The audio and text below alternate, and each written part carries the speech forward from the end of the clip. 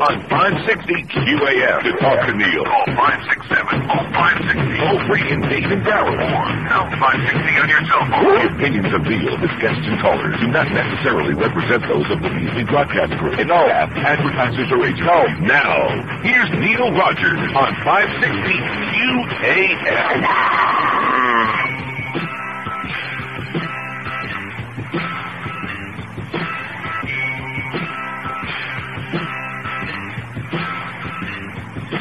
Blacks on Blondes, it's my favorite website. I don't know, but yo, it makes me feel right. It looks so great to see some whitetail getting tagged by some brothers that are hung like whales. You might be shocked by the things I say, but yo, I think it's hot to see a gangbang with girlie on her back, surrounded by guys, and I'm sitting at my computer with my old sock to the side, hanging at my house, and I'm all alone. You know the same old tale of a pervert addicted to porn. Hands to the floor, in my hand is my friend, and I'm looking at pictures of a white chick and black man, and that's what I do every day. Blackdownblinds.com is the best I say. There's so much sunshine when I'm home alone. On my computer is all that porno. In my chair I'm head close to myself. Blackdownblinds.com is my savior. All right. 10:02 at 560 WQAM. Happy Monday to you. Big day today, baby. The pressure is on. You can feel it. You can almost smell it. That's right. The summer rating book's coming out today. A lot of pressure on George, since most of it is going to fall on his little puny shoulders. That's right. A lot of pressure on today. And, of course, we'll damn well be getting that bonus. See, it's a good thing they finally cleared that up with you and you got the last bonus, because now we can make way for the next several months of gnashing and screaming, "Where's George's frickin' bonus? God damn it!" Hey, what was that poll question on Friday? Generally, which group of people in South Florida bugs you the most? How many guesses do they need to see who won? Huh? See, that Elian thing, I have a feeling that that exacerbated it somewhat. What about, yeah. Maybe like by 5,000 times, maybe? Uh-huh. Yeah. Which group of people bug you the most? Cubans! It was Cubans! 531. 45.6%, almost half of the people. We had a big response here, 1,164 respondents, because this involves like a little bit of hate, you know. And that's what you people are big on. They love to hate. Let's talk bilingualism. Oh! New Yorkers were second, but a distant second with 206. I'm sure George voted for New Yorkers. I didn't vote. Oh, 17.6%. I'm not telling. I didn't vote for Cubans. Senior citizens, 128, 10.9%. Afro-Americans, African-Americans, 106, 9.1%. French Canadians, 69. I did not make the number up. Isn't that interesting how these things kind of like fall into each other like that? Uh-huh. 69. Oh, it's reloading. 6%. Rednecks, 62. 5% said they just can't handle rednecks. 49. 4% Haitians. And guess who was the most beloved of all? I'll give you one guess. Jamaicans, man. Only 16. A paltry 1.3%. And this crowd said they just can't deal with the Jamaicans. And, of course, everybody who does deal with Jamaicans, that's why they like them so much, right? What is that? Where the hell did that come from? Did you see that? I saw it. What the hell? What's that all about? I just played it. I was sitting there. And then all of a sudden, out of nowhere came that. Bunch of crap. Not looking too good. All you Bush people, have a party. Have a party. It's looking pretty good for the Bushmeister, which I guess tells you a lot about how many dumb people there are. I don't think it's so much that Bush is going to win, it's that Gore's going to lose. Is that a safe way of putting it? In other words, I think that there are a lot of people out there who are just desperate, who would be ecstatic to have an alternative. The Democrats would come up with a living and breathing candidate. Did they come up with a living, breathing candidate? No. They come up with a wooden Indian.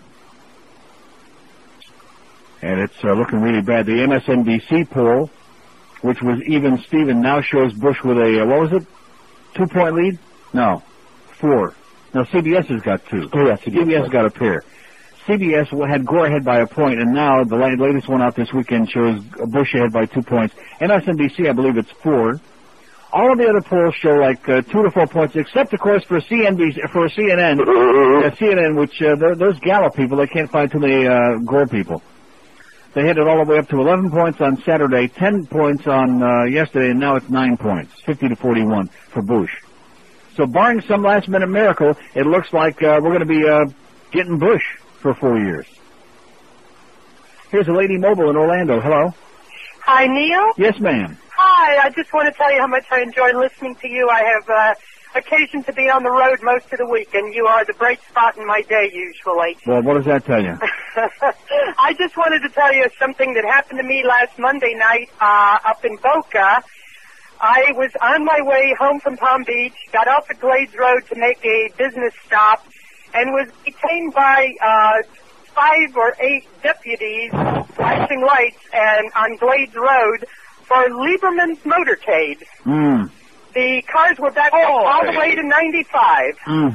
And no one would say anything, and we waited for 6 cars to go through for over 45 minutes. For 45 minutes for Jew Lieberman. I wouldn't wait 45 seconds for him. You had no choice. You were stuck in traffic. That's it was unbelievable. terrible. Well, just say no to Joe. Absolutely. Thank you, Neil. We love you. Don't do it again. Bye-bye. How do you like that? Got to put up with all these damn blockages. See, I hate to break the news to you, but it doesn't say anywhere in the Constitution that politicians have got some, like, is he, other than Senator from Connecticut, is he anything else? No. Besides an asshole?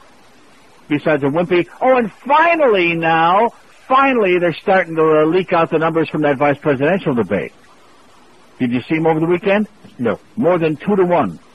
Well, it wasn't really a poll on the debate, but who do you think is best qualified after seeing their debate to be president? Cheney was like 2.5 to 1 over Lieberman. What does that tell you? Tells you, number 1, he's a wimp. Number 2, he's a very weak debater. Number 3, he sat there and he just, just like I said, he let Cheney come across as a very reasonable, moderate guy, which he's not. Whoever the handlers are on this Democratic side, a pox on them. Speaking of a pox, good news for the Panther organization. I feel a change coming. Not that I want to say that there's panic in the organization, but I have a feeling that they're schmitting their pants right now. 6 games, have they won a game yet? No. Yesterday, last night, I would have to say. And thank goodness that the World Series game was on there last night, because I'm sure a lot of people flipped over there, including some who might have been watching the last part of the Panther-Minnesota Wild game. Here's an expansion team, which by my opinion is the worst team in the league, Minnesota Wild. I mean, they're weak. Did the Panthers win the game? No. Did they score a goal? No. Did they, No. Oh, I mean. And the reason being, lack of talent. There we go with that again. Lack of talent. For the 5 Panther fans who might have listening in the audience right now, if it's not for Pavel Bure or Ray Whitney, who's going to score goals on this team? Anybody you know of? No. I mean, the coach, TM, he's already destroyed Victor Kozlov's confidence. He's had him on every goddamn line but the assembly line. Nice going, TM. So that's the good news for the organization, is that it looks like TM is going to be on a one-way bus to someplace else any day now. You can just smell it if they don't start getting their act together. And how many people are going to come out and pay? This is what I'm thinking. I'm always chastising people for not showing up and supporting the Panthers and the other teams. What kind of a person in his right mind would pay $65 a pop, plus the outrageous prices for concessions, to go and see what we saw last night for free on television? Is there anybody in his right mind would pay to see that? No. No way. My tickets are free. Thank God. That's right. And even at that point, I'd have to motivate myself. If they were playing instead of New Jersey on Wednesday here, which ought to be very ugly, I would think, if they're playing Minnesota here Wednesday, would I go to see that? No, I don't think so. I'm starting to get like most of you now. I'm starting to get bitter. At least give us a show. Give us something for our money. 9 minutes after 10 at 5:60. We got that book coming out, the summer rating book coming out 11:30 this morning. The pressure's on. Is Wayne coming? I'm waiting for a call back. Hudson was out for a minute. Oh, for a minute. He better get his ass over here with those square little burgers. I'm going to start telling stories about Wayne before he got fat again. No portion of this program may be reproduced without the express written permission of WQAM Broadcast Group Incorporated. That was a 2-hour blowjob. You wear them shoes and that well, wear that dress out. Kiss me. Oh. Kiss me. Oh. On the moon is so. Kiss me outside the head. Oh. I got the band that makes the box.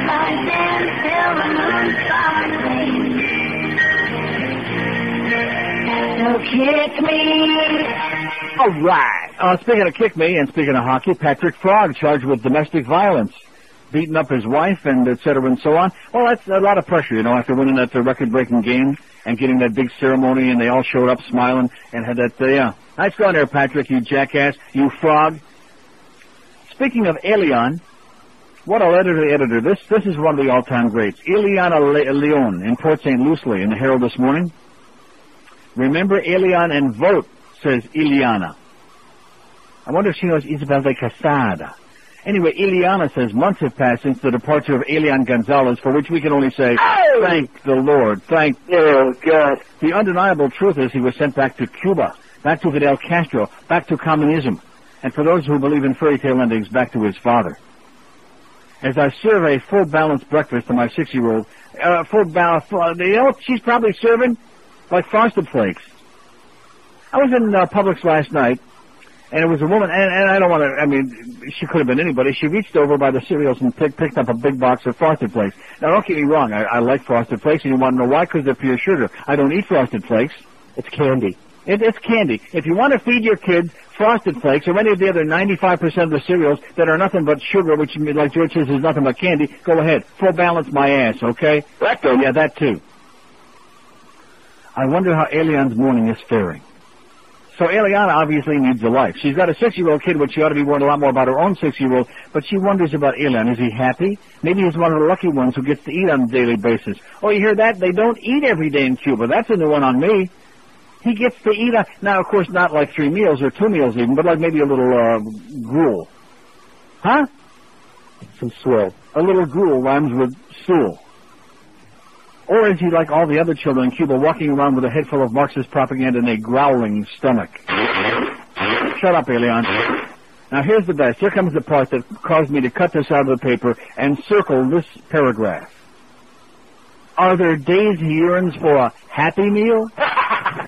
Or has he reprogramming erased the memory of his time in our country? So, Eliana, evidently, he's yearning for a happy meal, and that's based on what she writes here. That's what he should be remembering. It's been programmed out. He don't remember those happy. He's probably having unhappy meals now. The gruel and the stool. I mean, some of you people are certifiable, baby. Some of these people are obsessive, compulsive. Let it go already, okay? Feed your kids something useful. Give them some goddamn pizza for breakfast and stop feeding them that sugar. What's wrong with pizza for breakfast if you can eat pizza as long as it don't have sugar in the sauce? What's wrong with that? Who died and left a message for us somewhere? Where in the Bible does it say that you have to eat pancakes and eggs and waffles and cereal in the morning? Where was the logic in that? Huh? How about, like Atkins says, a nice protein meal in the morning? How about a steak? How about a couple of White Hots? Sounds good to me. Come on, hurry it up over there, Hudson. Sounds good to me. Excellent. Foolishness. It goes to show you how programmed we are. Oh, I don't know. I have steak for dinner, but in the morning I would never eat a steak. Why not? Steak and eggs. What's wrong with that? Why eggs? I mean, steak and eggs is fine. It's a stereotypical breakfast thing. Well, why not have eggs for dinner? Why not have a big, beautiful omelet for dinner? Okay. Huh? Fine by me. How is omelet? Here's Davey. Hello. We'll see him no more. Davey. See, you try to take a call or two here and they disappear. Assholes. Here's a mobile in Fort Lauderdale. Hello. Neil. Yes, sir. Yeah, the MSNBC poll, Zogby, it's only 2 points, not 4 points. Oh, sorry. CBS, it's 2 points. ABC, 3 points. Washington Post, 2 points. Well, the point is every poll has Bush ahead now. Very, very slightly. Secondly... Let me say it again. Every poll has got Bush ahead. I mean, I realize that you're the chronic that keeps calling me about these polls and you're obsessive. What? Mr. Zogby said in his press release that Gore won yesterday's polling, that Gore's ahead in Sunday's polling, and that when he asked undecided, they're leaning towards Gore, okay? Also, in Newsweek's poll, more registered voters supports Gore, 45-42. Yeah, but these are likely voters. Registered means nothing if they're not going to be motivated to vote. Well, right. And then the question is, what is a likely voter? And some of the questions they use to define a likely voter are, did you vote in the... Now let me ask you this. Are you trying to talk yourself into believing this or not? Because it sounds like it to me. I mean, I don't want to knock you, but it sounds like you're trying to convince yourself something that you really don't believe. Oh, I do believe it. Because I think that if the election were being held right now, I think Bush is in. Listen, let me tell you something. He's ahead in Texas by 30 points. Don't you think that skews the polls? Well, wait a minute. Gore's ahead in New York by 25%. Don't you think that skews it up? He's not ahead by 25 points. In New York? No. What is it now? It's like 15. Oh! Well, you said, Hillary. Bush is up in Wyoming by 40 points. I mean, he's in his states that he's winning, he's up by a large margin. Well, what's that? That's not the way the poll works. They don't take the people based on the states that they're from. The polls work based on individuals. Well, listen, look, the only poll that's going to count is the one on Election Day. Let me give you a place where you can get... Can I ask you a question? Did you eat Frosted Flakes this morning?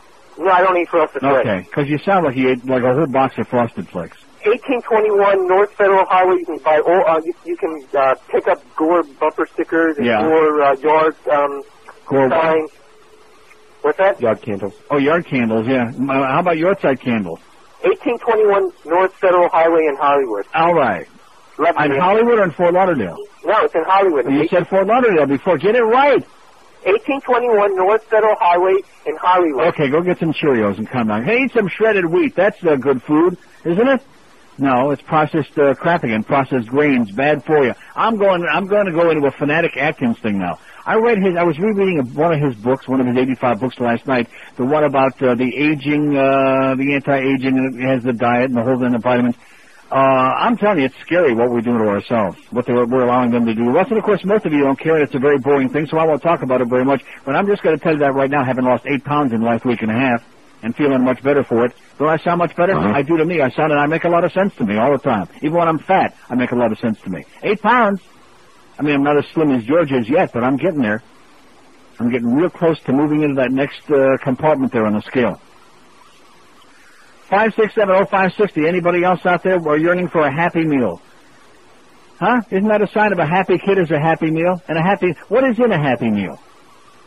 Cheeseburger, fries, and a... Poison right there, the fries, okay, I'll tell you right now. Poison with a pack of the freaking pea, baby. Poison. And don't forget the soda.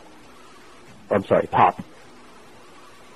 How about a diet pop? Can we have a diet soda? It doesn't have all that sugar. They never order that for their kids. It doesn't have all that azúcar in it? Huh? Sucro? And caffeine. Caffeine, that's right. Let's load up on that caffeine. Yeah, you're killing yourselves. And you know something? Nobody that's listening to me out there right now cares, but when you get to be old and decrepit and your body starts falling apart and you wind up with all these degenerative diseases, you're going to say, how come nobody ever told me about this, that I was killing myself? Well, I'm telling you about it right now. God damn it. See, I'm just loaded. I'm full of it today. I'm waiting for that book to come out in about an hour and a half, whenever it's going to be. And then we're going to say, all you naysayers out there that said George couldn't do it, he couldn't pull it off, believe me, he pulled it. And the show, too. He pulled his weight, which isn't saying much these days, because he weighs about 8 pounds now, soaking wet. But he did it, and you'll see. Of course, I was back for the ass end of it, so it might kind of drag it down a little bit. Oh, he's not back, is he? No, because I was off tapes, huh? Yeah, we already did a poll on that. And of course, we had Cuba and the Pope and Cuba. Right. And that's because of Bluff Lindsay and Greg Reed, because we got a bunch of cheap assholes running this place who wouldn't pay Joe Costello, so we had a bunch of tapes. We had 2 tapes. Now, hopefully, since it's only still October and we got all the way till the end of June, you think that maybe there's enough time in the interim that they might actually pay Joe or somebody to come in and put together some tapes. Are they doing that? Yeah, right. Guess how much right. That's the only tape they got. Joe has lots of extra hours now. Yeah, Joe's got a lot of time, Duff. How about getting his ass in here and letting them sit down and putting some good tapes together? They've already heard the one about the Pope and the one about the Cubans 6,000 frickin' times, okay? We owe points today that you run those tapes, you jackass. You silly goose. Here's a mobile in Fort Lauderdale. Hello? Okay, thank you. Here's a mobile in West Palm. Hello? Hey, that big brother doing the propaganda in the early years of grade school with the 4 food groups. That's where all that junk food came from. Mm-hmm. They had to create those. How about these parents? I think that parents who are feeding all these sugar-laden cereals to their kids, I think those people ought to be in jail. Let all the drug people out and let the goddamn the cereal people go in there. You never know. You never know. Well, let's work on it. Let's start a goddamn campaign. 5670560, pound 560 on the AT&T and Verizon wireless line. You better talk fast because we got 600 hours of dolphin crap on here today. I guess I must be the only one that watched that pathetic hockey game last night. Your Florida Panthers. Yeah, your. and the Minnesota Vile. Oh, my God. Wow. The Panthers have got a power play, 7 of the last 10 minutes in the third period. 5-minute major and another minor, 7 out of the last 10 minutes, and the only real scoring chances in those 10 minutes were for the other team. 3 great scoring chances. Nice goal, Roberto Luongo. Saved even more embarrassment. If it wasn't for Roberto, they would have lost that game to a girls' team, and that would have been real embarrassing, and TM probably wouldn't have come back on the goddamn plane. It probably stuck his ass on a bus. Yeah, you can almost smell it, can't you? The Murray boys on a big bus out of town. Because not too many people are going to be spending big bucks to go watch this crap. Embarrassing. I'm humiliated and like I said, lack of talent. They keep putting the big Schwarzer out there, more and more and more. He gets more ice time than anybody than Burry, for crying out loud. Here's a guy getting paid $9-10 million a year who's in a coma, by the way, and the big Schwarzer is getting more ice time than he is. Maybe you can explain that to me, somebody. Here's a mobile in Davie. Hello. Hello. Yes, sir. Neil. Yes, I am. How you doing? All right. Okay, I'm gonna vote for Bush. Okay, you big maricon. Oh boy. Okay, here we go. See, you got the Cubans upset now. You got them upset with that poll, and now I'm beginning to understand why you're offended by them. Why they bug you. They bug the hell out of me. Some of them. Not the good-looking ones. Here's a mobile in Davie. Hello. Hey, Neil. Yes, sir. The dark days of Big Bush are ahead of us. Yeah. I voted on your poll this weekend. Yes. I have a suggestion. Which are the most annoying drivers? We already did that. Florida? We already did that. Oh, you did? Yeah, the old Jews. Oh. Hands down. How about yuppie women in big SUVs? Okay, we'll put them on the next one. Thank you. Here's our poll for today, since this guy's poll intensive. Getting a lot of calls here. We just started for Monday morning. I guess they don't want us to feel bad that it's Monday, which is okay with me. I noticed the Herald endorses Bill Nelson for the U.S. Senate. Oh, in Miami Herald. I always told you I like the Herald. As opposed to the goddamn Sun Sentinel that endorsed E. Clay Shaw against Elaine Bloom. Man, you people of the Sun Sentinel, are you fooling anybody? No. You Chicago Tribune right-wing fools. E. Clay Shaw. You should only rot at the Sun Sentinel. And you'll notice little bald Tom Jicker, he's probably back in town now. He's writing all these big columns about TV crap. Doesn't write about radio ever. And he just happened to be out there in L.A., just coincidentally, when this station had the spring book came out. Remember, the best book in the history, in the modern era history of QAM and this show also? So we didn't get one word about it in the Sun Sentinel. Now that the summer book's going to come out, which will be okay, I guess, but probably down somewhat. Now he'll write about how he went down. See, Tom gets a free pass because he hangs out at the track with Beefo and Hank and Eddie K with all the track degenerates here, so he gets a free pass. He gets away with it. You're not fooling me, Tommy.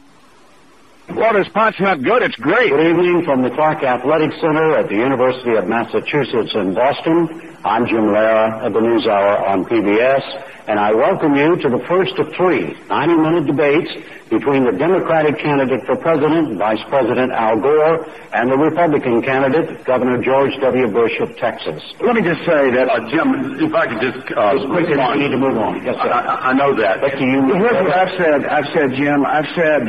Jim, let me say something. Now, I understand. All right, I understand. Jim, 2.5 minutes is up, but we'll finish. Can I make one other point?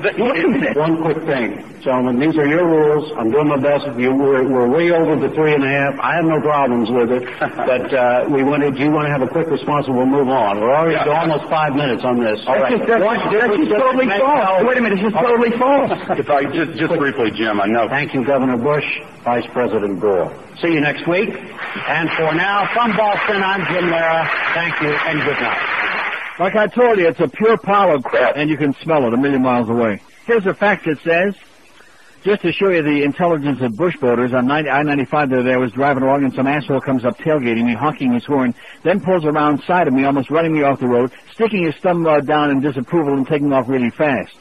Noticing his bumper sticker, Bush Cheney, on his car, I realized he must have seen my Gore sticker on my car. He must have real intelligence, almost killing me, to let me know that he's voting for a moron. How do you like that, huh? Gotta pull up alongside. That would be like one of those assholes with and I'm seeing more and more of those fish things on the cars. I did see one the other day with a gefilte in the middle of it, which I liked a lot. Oi! Yeah, the fish symbols. You gotta wear it on your sleeve. I don't care. If you want to believe in fairy tales, be my guest. Why do you have to slap us in the face with that on your car? Huh? How about let's come up with some kind of an atheist symbol and put it on the car so all those good, loving, religious people can drive up like this other Bush guy and practically drive us off the road. God. Oh, sorry. Here's our poll for today. Which is the most important issue to you? Abortion rights? Education? Gun control? Social Security? Or taxes? And I have to, if I can inject my own 2 cents here, have to really laugh at all these people, including young people now, using an excuse about, well, Social Security and we want to invest in the market. You know something? The idea that Social Security is a major issue to anybody except old farts on Social Security is so ludicrous. Talk about being brainwashed. Talk about grasping for straws, grasping for something when you ain't got none. Which is the most important issue to you? Abortion rights, education, gun control, Social Security, or taxes? That's not Texas, taxes. And George did not do his homework, did not watch McLaughlin and Company. And I feel bad about that, because if you ever saw it just once, that bit that you think is so funny, and I really have no idea why if you never saw the show, would be 1,000 times funnier. Because it's right on target. It's beautiful. It's perfect.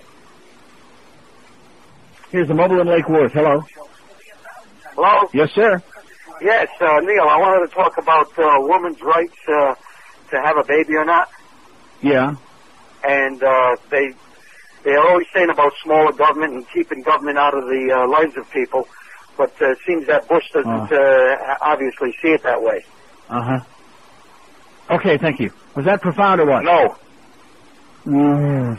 Hey, look at that. The NASDAQ's up a few points. The Dow's up 113. That Barton Biggs that they put on CNBC this morning from Morgan Stanley, he's enough to make me sell my Morgan Stanley stock.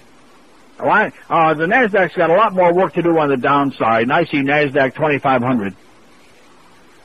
CNBC, man, they put every asshole in the world. And that kid on 60 Minutes last night, the one that was doing the stock thing since he was 13, and even though he's ugly. But nonetheless, I'm going to start calling him up for stock tips. And George is appalled. Well, I don't watch things when they glorify lawbreakers, glamorize lawbreakers. He is doing nothing any different, in fact, far to a smaller degree than these fakers that they put on CNBC every goddamn day, who come on there peddling stuff that they have their own interest in for their own fun and profit.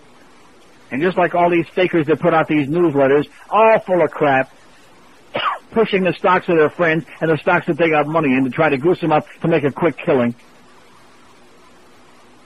The only reason that George is pissed off at that kid, because the kid is 16 years old and he made $500,000, actually made $800,000, and George is jealous, and so should most of us be. In fact, that'll be a good poll question later in the week. Who would you rather have as your stockbroker, that kid Jonathan that was on 60 Minutes last night, or Mitch, what's his name over there? God almighty. I don't want to say Mitch Hirsch, with all due respect to the memory of Sonny. Here's Miami. Hello. Hey, what's up, Neil? How you doing, sir? All right. Listen, I watched that game yesterday. It was terrible. Terrible. The only good thing about it is what you said. They're probably going to get fired. Terry Murray is on the way out. They won't play for him. You can see there's no effort. Yeah, you can see that the players are very frustrated. What you said, we don't have very much talent. That's a fact. I would like to know, where are the, Igor Larionov is playing like a 90-year-old man. That was a bad mistake putting him out there and taking Kozlov off that line. I'd like to know, where are the experienced veterans who can really play? It's one thing to be, you got guys like a Beret and Whitney, which they're proven, but other than that, who are the experienced veterans who are going to put the biscuit in the basket? Jokinen is looking a little bit better, and Dennis Schmidtke, he's only 20 years old. Well, that's fine, but who are the young players who have already accomplished something and who can score for us? I don't see them. I don't see this team. There's nobody on that team, and the goalie saved the game, actually. Yeah, that's right. Because he played great. Can you imagine how embarrassing it would have been if he wouldn't have played as great as he did, and they would have lost to this girls' team? Yeah, it was pretty pathetic. I hate to think what New Jersey will do to this team on Wednesday night unless they wake up, which I doubt. It'll be ugly. It'll be ugly. Did you see Clemens throw the bat back at Piazza? Yes, I did. What a scumbag. He is a scumbag. Roger Clemens, great pitcher, but a real scumbag. He's an asshole. Yeah. And then all right, well, have a good week, okay? Okay, you too. And then he goes off at the end of the half inning, and he's like pounding his head. It's my fault. Yeah, it's your fault because you're an asshole, Roger. He takes the broken piece of the bat like a spear. Roger Clemens is a spear chucker, baby. And he's chucking it at Mike Piazza, which I hate to say this because I have watched a little bit, including the end of game number 1. Went to bed before the end of the game last night, thank God. But I'd like to know, other than Mike Piazza and Al Leiter, who have the Mets got? How the hell are the Mets in the World Series? I don't understand that. That team is the weakest goddamn team of no-names and no-nothings. That's a crap team. So the fact that the Yankees are going to win in 4 straight again, which is getting pretty ponderous, best team that money can buy, George. Not you, George. Here's the mobile in Boca. Hello.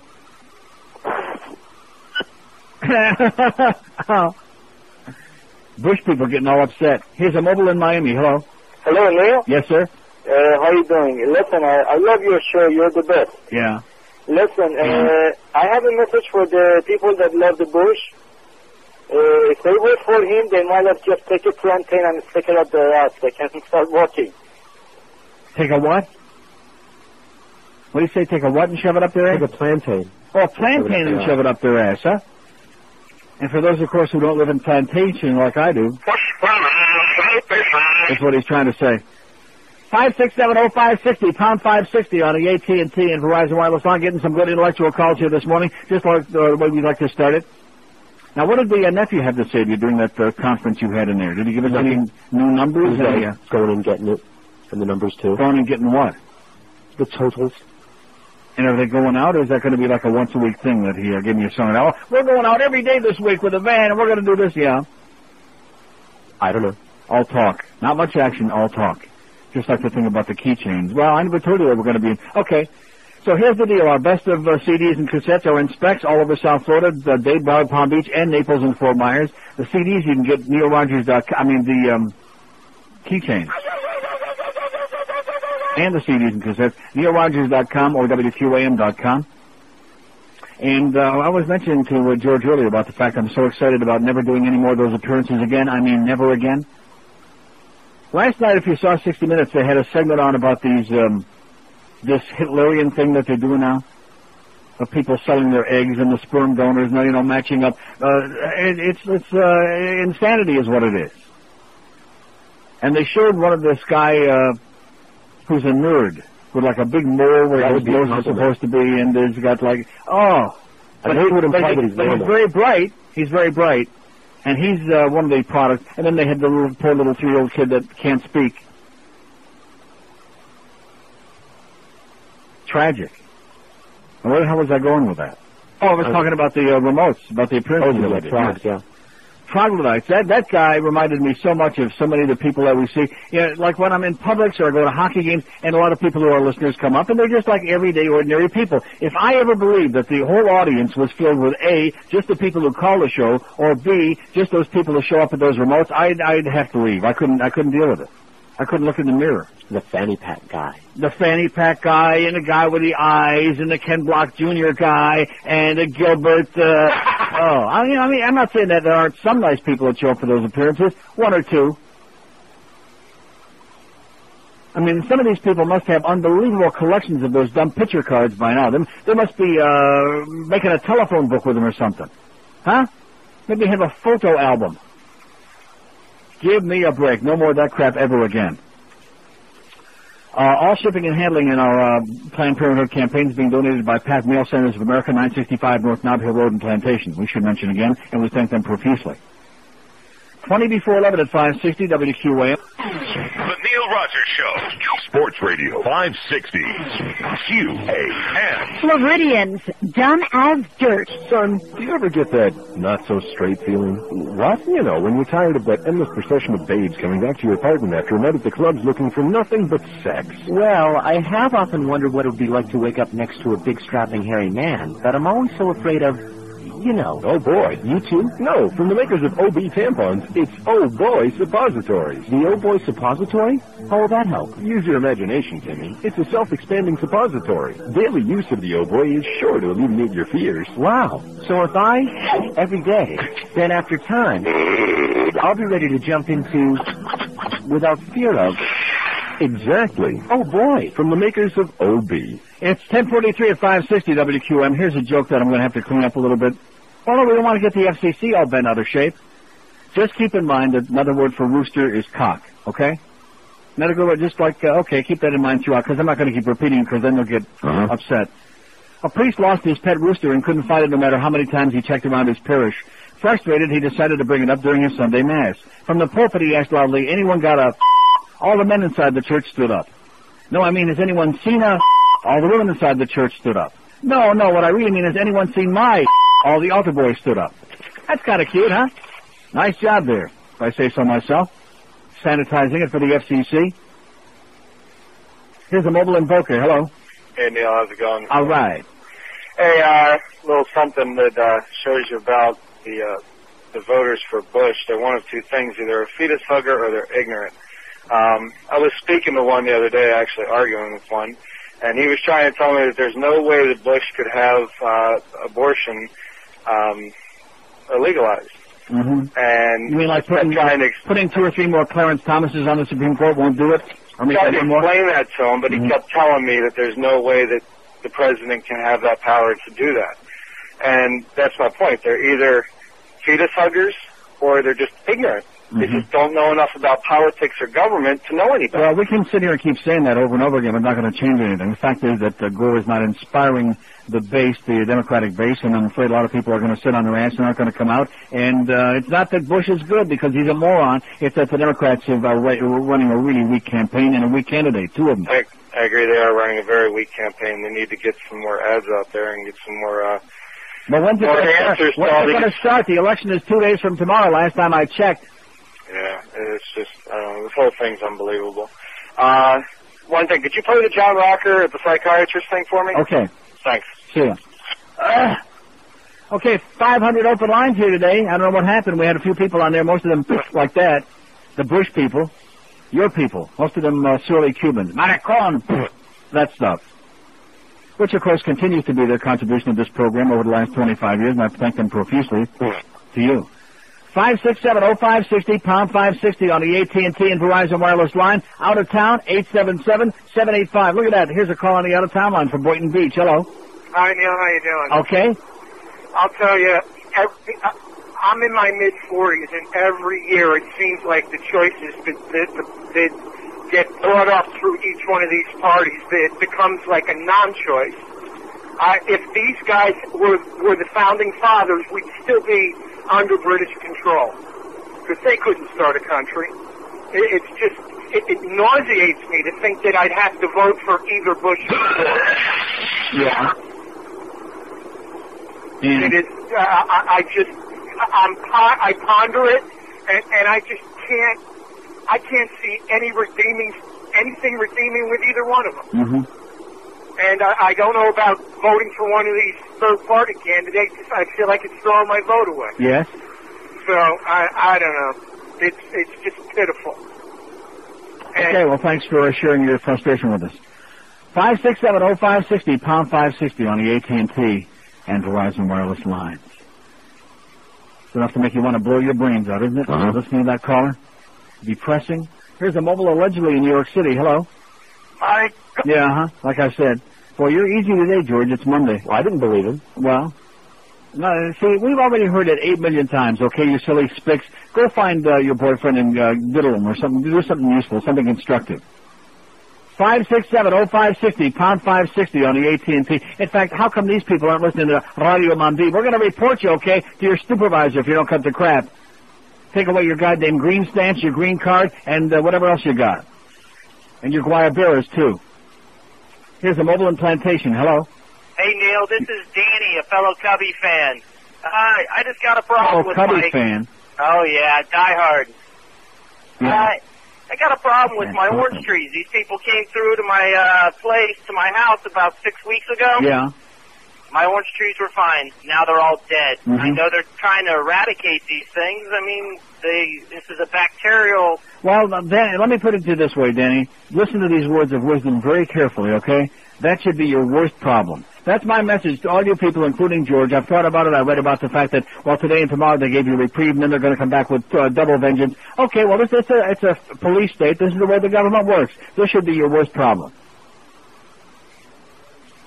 567-0560, pound 560 on the AT&T and Verizon wireless lines. See, I don't have any citrus trees, so I don't care. Oh, that's selfish. That's right. I don't care. I have my Melaleucas. I spent a lot of money. I had them cut down. They should all be cut down. In fact, that's what the goddamn state ought to be doing. Instead of cutting down people's goddamn citrus trees, they ought to be cutting down every Melaleuca tree to try to make up for the injustices that they've done, poisoning the air and polluting and giving you all these goddamn allergies. That's what they ought to be doing. Here's a lady in Tamarack. Hello? Lady in Tamarack. What is going on with this phone here today? Something bizarre? That was them hanging up. Didn't sound like it. Good to me. Sounded peculiar. No, there was a hang-up on that line, but not from... Trust me when I tell you. Just remember. How's line 6 doing, by the way? Has that thing got fixed? Oh, line 6 is still out of order, Bluff, in case anybody in the building wants to do anything about it for the 8-minute day in a row. Line 6 don't work. I just mentioned that in passing. In case anybody in engineering wants to get with a phone company and do something about that. This year, which is getting close to the end.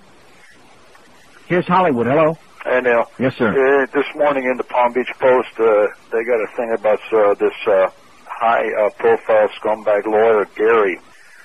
He's going to push for reparations for slavery. He says the nation will be better off for having to deal with this issue. But why are you wasting your time? And I'm just saying that. Why are you worrying about push this through? So you what? I got a feeling this thing is going to come to some kind of fruition. Sir, did you eat too many cornflakes this morning? Yeah, probably. Frosted flakes? Okay, well, go get it out of your system.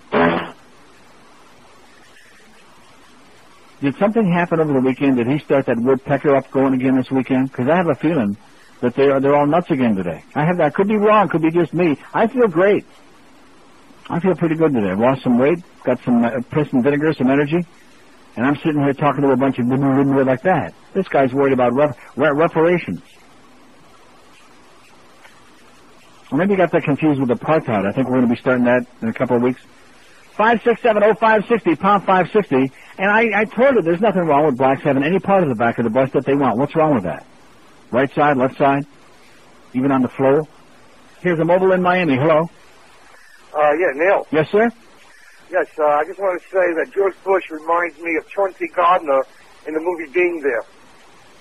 Are you familiar with that movie? No, I'm not. Maybe bring it up to the audience. I think they'll get a kick out of it. Okay, I'll bring it up to the audience. Okay. George, you want to bring that up to the audience? Huh? 567-0560. Seriously, are we going to talk to anybody under the age of 100 today? No. God almighty. All you old farts, get out of here. Go away. You're boring. You're terminal. You're what's wrong with this goddamn town. I've been telling you that for years, and I'm serial.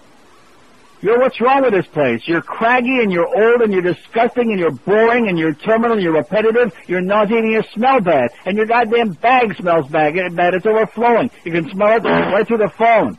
Go wash it out. Jesus Christ. Here's West Palm Beach. Hello. Hey, how's it going, Neil? Okay. I want to talk to you about Bush's ballistic missile system.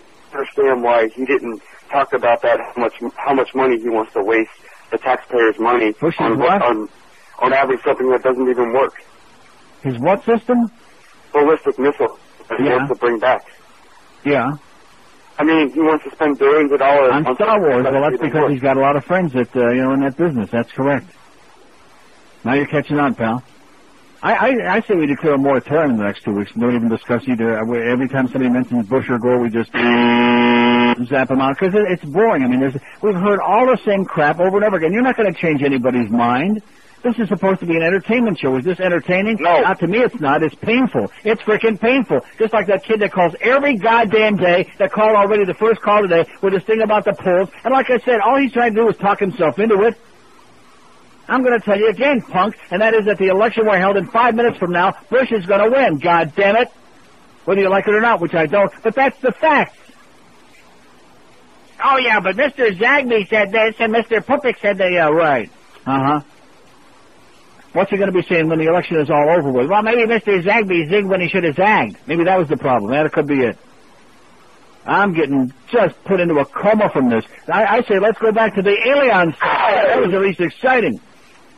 So God bless that lady from wherever she was from Port St. Lucie, for writing that stupid letter the editor that the Herald so gratuitously put into this morning about maybe there are days he's yearning for a Happy Meal. Oh, God. And you know something? I think she's got her thumb on it, though, on the Pulse of America. That's probably the biggest difference, is over there he isn't getting no Happy Meals, unless they start open. Maybe if we could just get a few Mickey D's over there, that might do it, right? Yeah, that might make life a lot more pleasant over there. Sure, give them a shorter lifespan. Let's start poisoning the people of Cuba. That's the way to get even with Castro. We'll poison the people with the Mickey D's. Here's a mobile in Green Acres. Hello? Hi. Yes, sir. Hey, my opinion on these people don't want to vote. It's great. I always think you should let somebody else decide your life for you. Yeah. And that's it. Thanks, Dan. Okay, brilliant. 42 votes so far. Which is the most important issue to you? 17, education. 12, taxes. Abortion rights. 7, gun control. 4, Social Security, only 2. See what I'm saying? Social Security, a pair. And all these fools out there talking about, well, I like that thing with investing I can make more than 2%. Yeah. Tell that to Mitch Hirsch. You can make more than 2%. And this Barton Biggs guy, the people I had on this morning on CNBC, if they're right, some of these people, you're better off to put your money in CDs. At least it's guaranteed. If the market is so weak that we're only going to be making 7, 8%, why not take the CDs with no risk? I'll take 7% guaranteed, thank you. Or he's talking about 10-year Treasury bonds, which I think is, 9%, something like that? I'll take it right now, as opposed to all the goddamn money on paper that I'm losing. Mitch Hirsch. How's that Citrix doing, by the way? Still taking a big dump. And that Echo Star, taking a big dump. They're all full of crap. They're all making money touting to you. It's no different than touts at the racetrack. I keep telling you that because I'm trying to... Like George, thank goodness he forgot about opening up his Ameritrade account over the weekend. That's one good piece of news. Let's have a party. We're having a ratings party and also celebrating the fact that George didn't buy any stock yet, which we're very excited for him about that, because he'd be a crazy person to do it, especially now. Although the Dow's up 114 and the Nasdaq's up 33 at the moment. You think it'll be the same at 4:05 this afternoon? No. I doubt it. Here's a mobile in West Palm. Hello. How you doing, Neil? Yes, sir. I must say I've waited about 22 years to finally call you. I'm sorry it took so long. That's okay. But I've enjoyed you for that long, and I'm sure you've been on the air longer, but that's... 25. So you missed the good ones. How long have you been... How long in Miami? 25 years next March 1st. Wow. Yeah. All right. Mazel tov. Okay. Hey, question. Yes, sir. It's completely off of politics, as I can't stand. Please.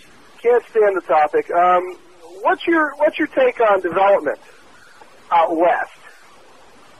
Are you pro-development? Of course not. Anti. It's got to stop now, this minute. I agree. Is there any organizations that have started to devoted against development or trying to fight development? No. They're just too powerful. You can't stop it, man. Wayne is going to build. He's building stadiums in the middle of the Everglades this year. It's amazing when you're driving from US 27. You don't see anything from US 27, and you look across the way there, and 5 miles away you can see his National Car Rental Center. Just there you go. Straight up in the enough to make you puke. Okay, well, good luck to us, pal. Hey, thank you, Neil. And have a great life. Keep up the good work. Okay, thanks. Where the hell was that thing? Oh, yeah, wait till you see this. Group lines up for stadium pitch. And guess who the leader of this group in Broward is? His name is Paul Salarulo, and he also just happens to be Broward chairman of George W.'s presidential campaign. Yeah, how do you like that? And he's also sucking around with John Henry. He's got 40 to 50 people, he ain't telling us who they are, who are getting together to try to work up another phony thing to put over on the public to build them a goddamn baseball stadium. Do we need a new stadium here? No. And let me say it one more time, absolutely not one penny of anybody's tax dollars in this town with all the goddamn things desperately screaming for dollars. That'd be a good show, wouldn't it? Screaming for dollars? Put that damn Regis right off the map. Yeah. Have these people on the air see who can do the primal scream the loudest. Screaming for dollars. Ah! Yeah, you win 100,000. That would be excellent.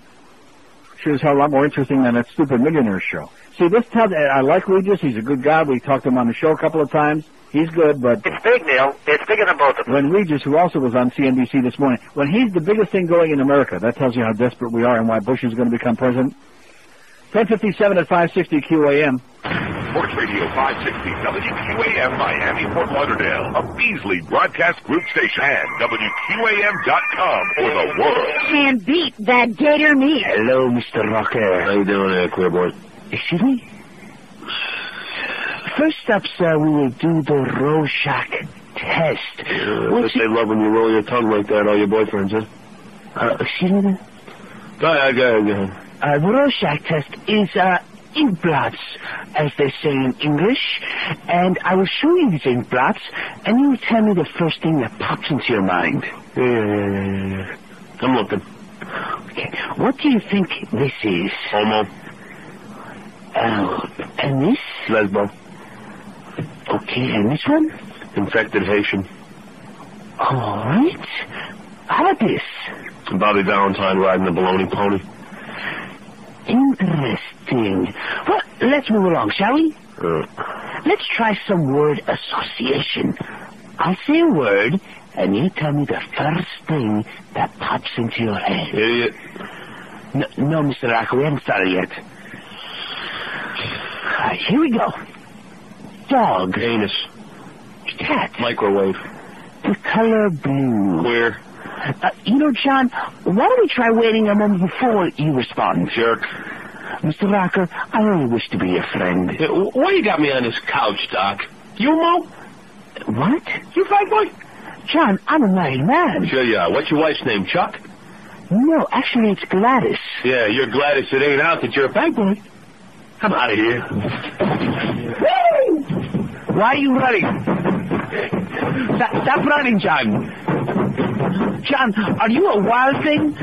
Do you make my heart sing? 102.560 WQAM. We got Hankers at Chula's today between 2 and 5, and then it starts, baby.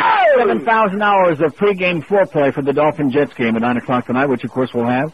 And then after the game, we got Dolphins point after. What the hell is that? Is that what they call the post-game now, the point after? And what's the point? To get a lot more spots on there. So from 5 in the afternoon till 2 in the morning, we're sucking it for all we can get out of it. And the Dolphins, too. So that's a great thing we ought to talk about today. Should we declare a moratorium between now? It's only 2 weeks from tomorrow. What else are you going to talk about? Infected Haitians. Huh? Why not? Why not? There's more. Listen, it would be, I have no problem discussing it, but there is no discussion. It's a lot of boring people calling and saying the same boring things. Well, what's the point? Repeating the same tired, old, stale crap over and over again, just like the candidates, tired and old and stale and crap. Here's Lauderhill. Hello. Hello. Yes, sir. Neil, you seem to be disgruntled with politicians and stockbrokers. Yeah. Well, don't you know the answer to that? What is that, my ancient friend? The answer is that they're basically like children's diapers. They should be. Okay, great. 56705. See, what's happening to this program, this show is being destroyed by all these old farts that want to start taking us back to the days of W Snooze again. Do we want to go back to the days of W Snooze? No. Or we don't? That's like that poll I took last week one day about going back to topics. That was just a joke. That was a joke. There is no chance that we're going back to guest and topics, no matter how many Israeli/Palestinian broads George drags out of the closet when I'm not around. I don't care. That's fine. He can do whatever he wants. I'm not doing that. Talk about painful. No, sir, I'm not disgruntled with whatever you said. I'm disgruntled with people like you. Don't you understand? It's you. You're boring. You're terminal. You make my goddamn skin crawl. Get a frickin' life. See if you got a pulse. Man, I spent all those years talking to old people. I was a babysitter for the dead and the near dead, and I'm going to go back to that? I don't think so. No, not this week. For any amount of money. Well, here's a lady mobile in Boca. Hello? Hi there. Yes, ma'am. I'd like to talk about Social Security. Oh, God, not with me, you don't. Well, this is a real problem.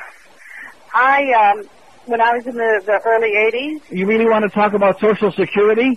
Yes, I do. Well, I don't. See, you see what I mean? I'm not slow to catch on to this crap. I've been doing this too long. The day when I talk about Social Security will be the day that I bring that Schwartz abroad, Debbie, whatever her name was, from Social Security, that we used to have on W Snooze. See what I'm saying? We're going back to W Snooze. And what rhymes with W Snooze? Lose. Lose. That's what rhymes with snooze. Lose. If you snooze, you lose. Absolutely, positively will not talk about frickin' Social Security on this show. Today, tomorrow, 2 weeks from Sukkot, any other yontif. I won't do it. But it's our turn, Sonny. Don't you understand? No, I don't. 83 votes on our poll. Which is the most important issue to you? Education, 36. Taxes, 20. Abortion rights, 13. Social Security, 8. And gun control, only 6. Only 6 care about gun control and the fact that this is the Wild West and a slaughterhouse. And the kids are blowing each other's brains out. And kids getting shot in school. And people taking guns into church. Only 6 care about frickin' gun control. So don't give me a song and a dance about the NRA and all this other baloney, because you love the NRA. You're obsessed with guns. You're squeezing them. You're yanking them. Here's Coral Springs. Hello. Good morning. Yes, sir. Before you start your moratorium on the election, stop and think about this. This is the irony of the whole thing. You got two white American males born in the United States have to depend on the Mexicans in California and the Cubans in Florida to get their vote. To win the states. No, they don't. Well, no, they don't. Gore's going to win California by a landslide. It's not because of the Mexicans, or whatever you said. Mexicans. Mexicans? Yeah, Mexicans. Get out of here. He's just what I just got through talking about. Sir, that's for you. You're boring. You're terminal. Didn't he say that it was kind of interesting? Did you find it interesting? No. I sure didn't. I found it ponderous, and you couldn't even pronounce it. What did he call it? Why don't you just say Spix? It's a lot easier. It's one syllable. Spix. Even W could pronounce that. God. 567-0560, pound 560 on the AT&T and Verizon. Let's just talk about how much we hate the Cubans all week. Oh! I got a good idea. I'll do the show Monday through Thursday, and all the people that hate Cubans can call in, and then George will do the show on Friday and do the hour of anti-Semitism every Friday. All the Jew haters can call in. Get a 90 share easy, guarantee you. 8 minutes after 11 at 560 WQAM. See, it may be Monday, but I'm alert and awake. You're not going to pull a goddamn woolly over my eyes today, all you losers, all you old cretins out there, trying to drag us back into the Stone Age. It's just like what they're doing with this show is like what they like doing in general. Take away our fun. Take away a good time. Just make us all as miserable and craggy and nasty as they are. And the answer is no. No. Won't do it. How young is too young? No. The Aflac casting call. All right, Tom Brokaw. Tom Brokaw. Aflac. Again, Tom? Aflac. One more time, Tom. Aflac. I'm losing the second part. One more. Aflac. Next. Mike Tyson. Mike Tyson. Yes, Mike Tyson. Mike Tyson. Stop saying what I'm saying. I'll tell you what I'm saying. Aflac. Again. Aflac. Again. Aflac. Next. Jesse Jackson. Aflac. The Aflac. Jesse, I'm sorry, but the duck is white. Next. Woody Allen. It's nuts. I mean, it's a duck that talks. Stick to the script, Mr. Allen. It's crazy. It's insanity. Read the line, please. Why would a duck speak? Next. Nuts. The great Sean Connery, sir. Welcome, sir. Welcome. Sean Connery. Welcome, sir. Just read the line, please. Aflac. Excuse me, sir, again? Aflac. Sir, I'm sorry. That second part of the line, I don't... I'm simply saying Aflac. Next! Oh, God. I guess we got Gilbert Gottfried over here. All right, give it to me, Gilbert. Aflac! One more time, Gilbert. Aflac! Well, Gilbert, I pretty much hate you, and I think you're terrible, but you're the closest thing we got. You got the job. 13 after 11 at 560 WQAM, your hope of liberal, whiny lunatics. Wait till you see the facts that I'm going to read. That's coming over right now. 567-0560, pound 560 on the AT&T and Verizon Wireless line. We're having a big ratings party today. The big summer book is coming out. George is going to be running around saying, see, I did it. And then, and Wayne Arnold is coming, and Hudson at 11:30, just in time for the numbers to start coming out. Rumor is that I'm here. I don't want to get Depot all upset because he's paranoid and insecure to begin with, and his mother too, your mama. But I'm hearing that if the morning show goes down again in this book, that Todd and Tom start tomorrow morning, 6 o'clock. That's why I just heard that rumor this morning, right around the hallway. Here's Fort Myers. Hello. Hey, Neil, how you doing? Okay. It's good to talk to you. And listen, one thing that you've always been is a good moderator, I guess, of these shows. And when you moderator, whatever the guy who controls, and the one thing that you mentioned about not talking about these presidents just woke me up because it's got to be over. It's just been too much repetitiveness. I'm 40 years old, so I guess I'm pretty young over here in Fort Myers. One way to eliminate the abortion issue, forced sterilization. Mm-hmm.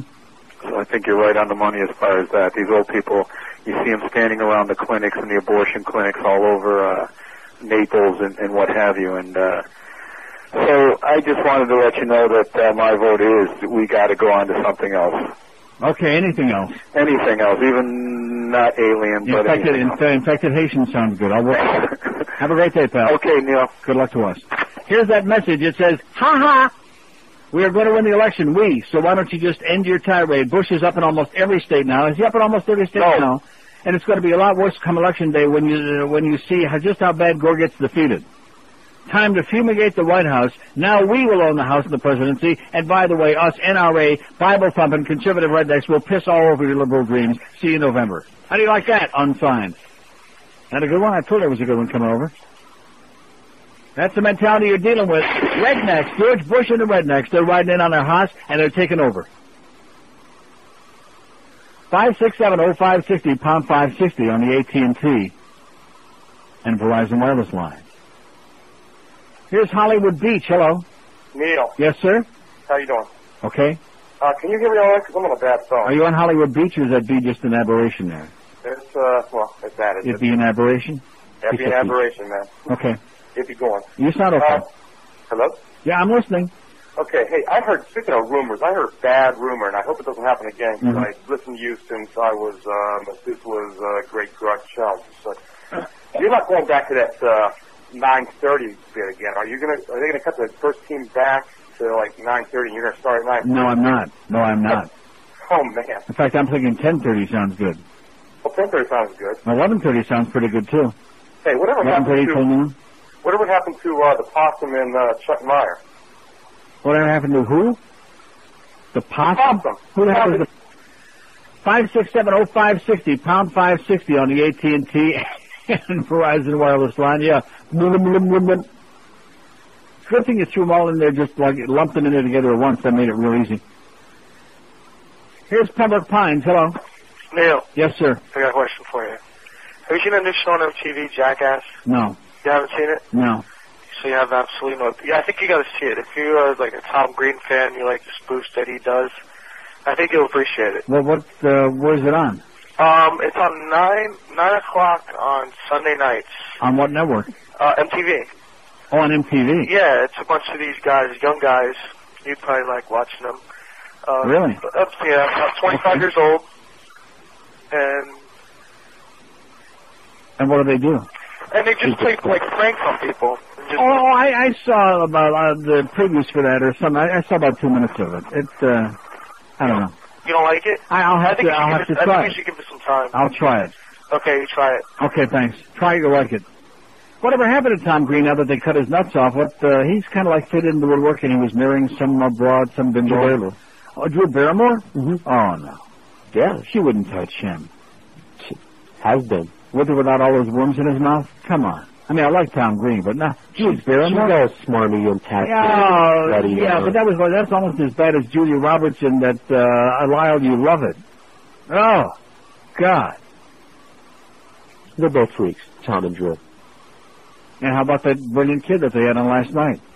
Oh, God. That product of the Aryan breeding farms that we were running. Yeah, I'm more worried about those kinds of people. How come we can't breed people who have got great intelligence and also who look very, very good? Why can't we do that? The day will come when we perfect it. But I think what happens is that when they, when they just don't turn out the way that you want, you just flush them down the toilet. And see, the fetus huggers, they won't mind because once you're out of the room, they don't care about you anymore. They don't care about dead babies once they're born. They're just big into the fetus. Here's a mobile in Miami. Hello. Hi, Neil? Yes, sir. Yes, I am. How you doing, Neil? This is Rick. I got a change of heart for you when it comes to what we're talking about today. I've got a problem, and I don't want to go to a psychiatrist. Maybe you can help me. I've got a problem with masturbation, I think. Yeah. I've been doing it for about 18 years right now. Yeah, okay, great. Keep it up. 567-0560, pound 560 on the AT&T and Verizon wireless line. Out of town, 877. Oh, here's a call from Tampa, Reg. Hello. Hey, Neil. Something that's been kind of left out in these debates, back into the second debate when they talked about Haiti, and the Weasel said he would not have gone into Haiti. Yeah. All right, in South Florida... See, he thinks we're talking about infected Haitians. There you go. But in South Florida, that little piece of that snippet of that debate should be run by the Gore campaign from now on, because saying we wouldn't go into Haiti Well, let me ask you something. What did we accomplish in Haiti? What did we accomplish? They just had a bloodbath of an election there. It turned out to be fraudulent, and they got it's the same crap that they had before. Well, the names have been changed. We can't change there, but we stopped 500,000 Haitians coming on to South Florida's beaches. Yeah. So I think. Well, I said let's send them to Texas. Well, maybe next time. See ya. Okay. Read my lips. More Haitians in Texas. 5670560, pound 560 on the AT&T and Verizon line. Out of town, where we actually just had a call from Tampa. It wasn't too good, but it was a call. 877-785-6345. Anybody call in to tell me about a marquee player on the Mets besides Mike Piazza and Al Leiter? No. No, because they don't have any. They suck. Very weak. Here's calls. Boy, you're a little slow today, ain't he? Here's Plantation. Oh, look at that. They touched bases this morning. They touched it? Yeah, sounds like it. Sounds like he's still touching it. Here's Miami. Hello. Yeah. Yes, sir. Yeah. Yes. Love you so, man. Yeah. Yeah. And? Guess what? Okay, let's go to Tamarack. Hello. Hey, Neil. Yes, sir. I just want to say that, in my opinion, if Gore loses, I think one of the reasons. Hello? Yes? I think one of the reasons is because. What is one of the reasons? Because of Lieberman. I don't think America is ready to vote for a Jewish vice That hasn't got president. anything to do with it. Maybe if he wasn't so boring and so fanatical, maybe they might be. Even with Lieberman. So now you're blaming the anti-Semites? Okay, guess what, sir? Wrong. Nice try. You see, if the Jews can't come up with somebody better to offer, the Democratic Party can't come up with somebody better, like old Levin there from Michigan. There's a lot of Jews that would be better candidates. He's not the one. He is, unlike what the Beach Boys said, the Beach Boys, the Backstreet Boys, he's not the one. Beach Boys, Backstreet Boys, all the same. Ugly. 5670560, pound 560 on the AT&T and Verizon wireless line. It's almost time for those numbers. We're just killing time till the ratings come out. We're searching for somebody with something to say. Have we found one yet? No. No. Here's a mobile in Miami. Hello. Hey, Neil. Yes, sir. Don't you hate people who meticulously pronounce things like Haiti? No, I really don't care. That guy was so annoying, though. Uh-huh. I have a question for you. That's why he was mimicking the way they were saying, but I guess that went over your head. But anyway. Oh, it did go over. I'm sorry. Yeah. Mm-hmm. Okay, question. What do you think of the new Backstreet Boys song? Great. Great. Do you like it seriously? The shape of my part? It sounds exactly like the Phil Collins song that he did for the Tarzan movie. Mm-hmm. If you played those together, it's like one song. I think it's great. You do? I mean, I like the song. I'm just when you. So why do you seem so surprised that I said I like it? Okay, I hate it. Do you feel better now? I can't stand it. I think it's nonsense. No, I thought you were off the Backstreet Boys, and I kind of still like them. What do you mean I'm off the Backstreet Boys? I think their music is fine. A lot of their music is very good. But you're more into like 98 degrees. 98 degrees, baby. Now you're talking. Yeah. No, forget Una Noche. That's I hate that song. I don't like that either. Oh, and I hate Jessica Simpson too. Yeah, I mean, me too. That's because we're both jealous. 5670560, pound 560 on the AT&T and Verizon wire. What are you laughing about? It's the truth. I hope she's never seen it. I know she hasn't touched it because she said, "Oh, not for me." She's what'd she say? Celibate, something like that. Not with gloves on, she wouldn't. No. Look at that. The Dow's up 93 and the Nasdaq's 26. Let's just close down Wall Street right now, okay? Let's call the whole thing off and just bring it to a nice pause. Yeah, that goofball they had on there from Morgan Stanley this morning. All right, we have to retest, and I see the Nasdaq's got a lot more work to do on the lower side. Don't you love that expression? It's got a lot more work on the lower side. He sees a 2,500 Nasdaq. You better hope it's not 2,500, you crazy bastard, because Morgan Stanley and all your other brokerage people are going to be out of business. If there's a Nasdaq 2,500, you bozo. This is the kind of people they keep parading around there on CNBC, is morons like that. And they're busy patting themselves on the back for their 5th anniversary of Squawk Box. I got a squawk. I'm losing my ass, okay? That's my squawk. Here's Boca. Hello. Neil. Yes, sir. How you doing? Okay. Listen, I called the Works team last week. They were getting ready to interview Brian Murray. Mm-hmm. And I didn't want to get on the air. I just said to them, will you please ask Brian Murray a question for me? And they said, what? And I said, what's it going to take for Terry Murray to get fired? Uh-huh. And they said, oh, you're not giving him a chance. I said, well, you're really after this guy. And I said, are you going to ask him a question? And they said, no. Of course not, because they're a bunch of pussies. They're a bunch of ass-suckers. They're a bunch of panderers. Right. Unbelievable. What's it going to take, Neil? We got to get rid of this What guy. do you mean, what's it going to take? You're already seeing it. It's a work in progress. What do you mean?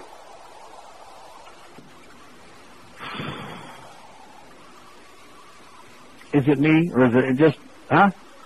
Seriously, how could there be so many stupid people? Like the guy who didn't catch out of the guy talking about Haiti, making fun of the way that Bush was saying it? And this guy, it's a work in progress. They just got tied by a girls' team last night, okay? And couldn't score a goal in 3 regular periods and overtime.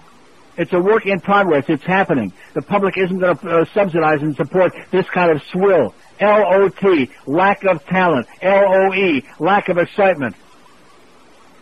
And for the people that are being requested to come and bring all their hard-earned money, L-O-M, lack of motivation. And lack of money. God, take a look at it. You can smell it. I mean, who are supposed to be the supporting people in this cast? Is it Peter Worrell? Yeah. Is it Ole ain't ready yet yoking it, and maybe someday he will be? And Dennis Schvicky, who's played as pretty Schvicky, if you ask me so far? Yeah.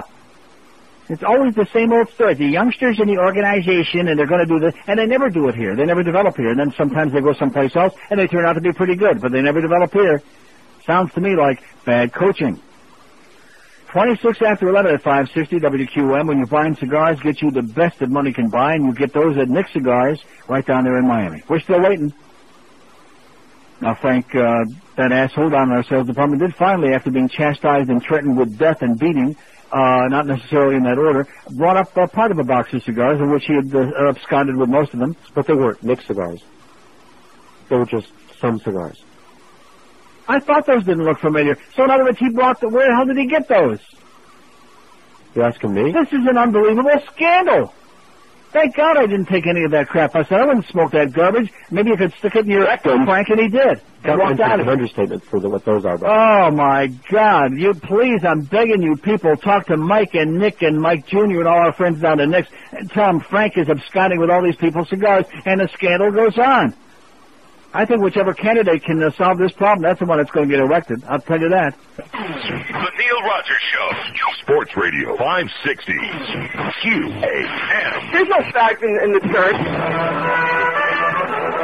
Now, from Washington, the McLaughlin Group, featuring Eleanor Cliff, Jack Jamond, and sitting in for Pat Buchanan, New York Giant Tiki Barber. Now, here's John McLaughlin. Issue 1, George W. Rings or vault? Eleanor Cliff. Well, John, I'd have to say. Wrong! Jack Jamond. Well, that's not an easy choice. Wrong! Tiki Barber. I'm going to have to say the vote. Wrong! Actual answer, floor exercise. That wasn't even a choice. Next issue, Al Gore. Favorite Broadway show. Bring in the noise, bring in the tongues of cats. Eleanor G, I think you're slowing off. Well, John, I'd have to say. Wrong! Jackie, Big Jamon. Well, that's a very difficult choice. Wrong! Tiki Barber. I'm going to have to say rant. Not a choice, Ricky Tiki Barber. You gave an answer last time that wasn't a choice. Wrong! Correct response, cats. He loves them. Next issue, the cast of Big Brother should be murdered. How? Eleanor. Guillotine. Wrong, Jack Jamon. Dynamite. Wrong, Tiki Barber. I don't think they should be killed. Wrong. Actual answer, poison pudding. Bye-bye. 11:31, that's your homework assignment. We got to find out what time that thing really is on PBS. See, nobody... Huh? An hour before it, I was thinking about it. Yeah. Oh, this time for sure, and then something distracted me. Somebody's got to make a tape and send you a tape of the show, because if you saw it once, I guarantee you'd be squeezing it. 5670560, pound 560 on the AT&T and Verizon wireless line. Oh, here's a sad fact. I'm not even going to read it on the air about those Panthers and about Terry Murray. Let me say it again. It's a work in progress. They've played 6 games. Have they won a game? No. Won't be much longer. They'll be saying bye-bye. Maybe John McLaughlin can call Terry Murray and say bye-bye just before he gets on that bus. Here's a mobile in Palm Beach. Hello. How you doing, Al? Yes, sir. First-time caller. You got a great show. You're the only person who's keeping me from going crazy. I'm a New Yorker like you. from Brighton Beach? Yeah. And you know what it is? I'm not no New Yorker. I'm no New Yorker, sir. You're from Brighton Beach. What is it? You're from Brighton Beach. Yeah, Brighton, New Yorker. Get out of here with that phony accent, okay? 5670560, pound 560 on the AT&T and Verizon wireless line. Here's Miami. Hello. Neil. Yes, sir. Forced sterilization. I hear you say that often. Uh-huh. Are you serious about that? Of course. Who decides who gets forced sterilized? I do. You do. You bet. They wouldn't get rid of all the fags. Uh-huh. That sounds good. Okay, great. Thanks for listening to the Neil Rogers Show on 560 WQAM. You're a Primero fag. Straight asshole. Alleged. Probably not. 5670560, pound 560 on the AT&T and Verizon wireless line. Out of town, 877-785-6345. He's just jealous because he's not getting no approaches. Yeah, that's the problem. All these straight guys, they're just waiting for the day somebody comes on to them so they can say, oh yeah, I turned them down. Likely story. Here's a mobile in Naples. Hello. Hello, Neil. Yes, sir. Hey, bud. I've been listening to you since '86. Love you, Sean. Yeah. Over in this hellhole. But I called you about something really important. Las Vegas. I just came back from there. What's your favorite place in Vegas to gamble? Just out of curiosity. MGM. Only because I stay there and I'm too lazy to keep running around all over town. You ever get down to Bally's or Flamingo Hilton? Yeah, sure. Once in a while? Yeah, I like those two places. Anyway, one other question I had for you. I never get a chance to call, but back in the late 80s, early 90s, you used to always hit a spot or a cue. It was a guy that used to say, I'm dying over here. Yeah. You never play it anymore. We need it. We need it. Yeah. Is it just that you don't have it anymore? Or? I'm dying over here. There you go. He's still dying. Have a great day, pal. Thanks, buddy. Okay, see you at the Mirage, because that's what Vegas is. It's a Mirage. A lot of fun every now and then. I'm burnt out. How's Hudson doing over there? Hudson's got 55,000 pounds of food in there for us from Wayne Arnold's at the 125th and Northwest 7th Avenue, which we love profusely. The Neely burgers with the bacon and cheese. The Rochester White Hot. And that punk before from Brighton Beach. Go back to New York, okay, you obnoxious New Yorker. You make us all want to puke. Brighton, New York, that's where they know from White Hots. Do they know White Hots in New York City? No. They wouldn't know it if you shoved one up their ass. Thank you, sir. What is that? What is that thing there? Oh, it's the thing from Wayne. Probably more propaganda. Oh, get out of here, Wayne, with more propaganda. The water board. You got water my ass. Mr. Hotshot Politician. Just keep cooking the greasy little burgers, Wayne. You're doing a great job. Thank you, Hudson. You're a hell of a guy. You're a great American, and now go make us some good stuff. Look at that. That's a beautiful thing. For the hot sauce. Even at Don and Bob's, they never saw nothing like this. 5670560. Thank you, sir. Here's a call from Parkland. Hello. You know, tonight on HBO, 10 o'clock, I know you Fun. want to see this. Yeah. Hate.com, Extremists on the Internet. Yeah. It's a program hosted by Morris Dees. You know Morris Dees. He's had a lot of significant victories against hate groups. Right. I know you want to ask people about it tomorrow, and maybe one person will call. What do you mean I want to ask people about? They don't watch stuff like that. Well, I know you want to talk about it. It's a very good show. It's like that McLaughlin and Company, that Parody I played. There's not one person in this audience that's ever even seen that show. Oh, they've seen it. They're just not calling. Have you seen it? What, McLaughlin? Yeah. Sure. And? It's a bunch of idiots. There you go. Okay, have a great day. I'm eating my White Hot, okay? Screw it. Screw it. Well, Social Security, Bush has got a plan. I mean, here you're taking somebody who's obviously... everybody I talk to, everybody I run into says, how could anybody with a brain bigger than their toenail vote for Bush? No, that is. Who are these people that are polling? They must be polling the majority of the country out there, which are a bunch of morons. Nose-picking, redneck, yahoo. Huh? Yeah. That's America. Oh, he's going to give us a tax cut. Yeah, he'll give you a cut, all right. Right on the leg. 5670560. Line 6 don't work. I just thought I'd mention that again. Is anybody following through on that or not? Well, I told him last week. Yeah. And I'm getting pretty impatient from last week to today. Not that we need all the lines to be working, because you can only talk to one person at a time anyway, right? Isn't that what they always say? Uh-huh. So what the hell do you need all those other lines for? It's just kind of nice. It's like a security blanket. Them lazy slackers. That's what this place is all about. A bunch of lazy slackers. And this show is like leading them around by the nose. That's right. Well, we led them to the promised land, and now they're spoiled. I think the next book, maybe we ought to do about a .3.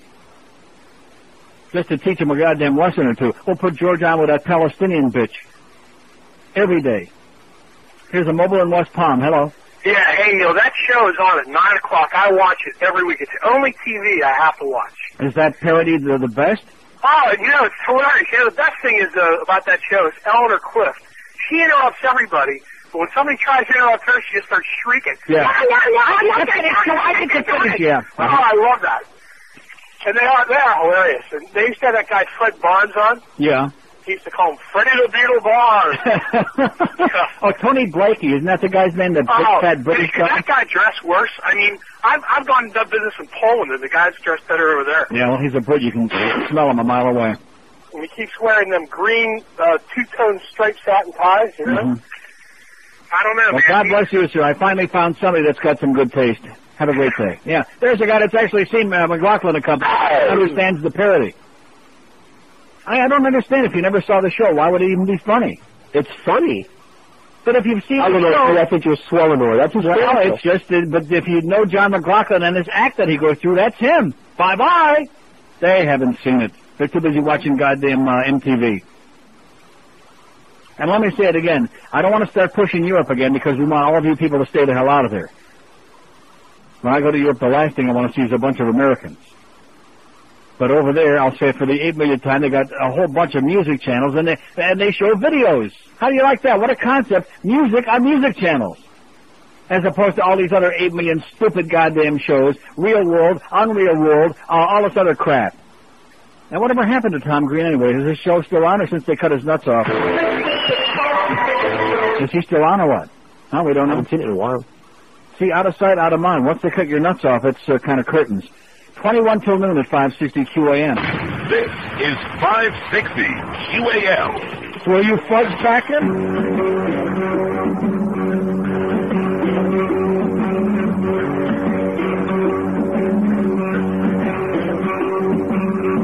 Hillary Clinton's approval ratings really high. Does anyone explain what the reason is why? No. Never won election or held office in a lie. I guess it comes down to being Billy's wife. Where have you gone, Ricky Lazio? Are you in the witness protection plan? Man, where have you gone, Ricky Lazio? You've become the invisible man. Get a plan. We got 6 men. 16 till noon at 560 WQAM. I guess our party's a little bit premature here. We're eating the food anyway. It's not really a party. We just an excuse to bring Wayne Arnold in here. And our good buddy Hudson. Well, I'll tell you, if this station has vanished from the face of the earth. Vanished from the face of the earth. The summer book on this radio station was a disaster. Huh? Persons 12 plus, 6 a.m. to midnight. Wait till you hear this. Wait till you hear this. WIOD, your all-news station, went from a 2.3 to a 2.8. This station went from a 3.2 to a 2.4. 2.4. Woo! In the tank, in the turlet.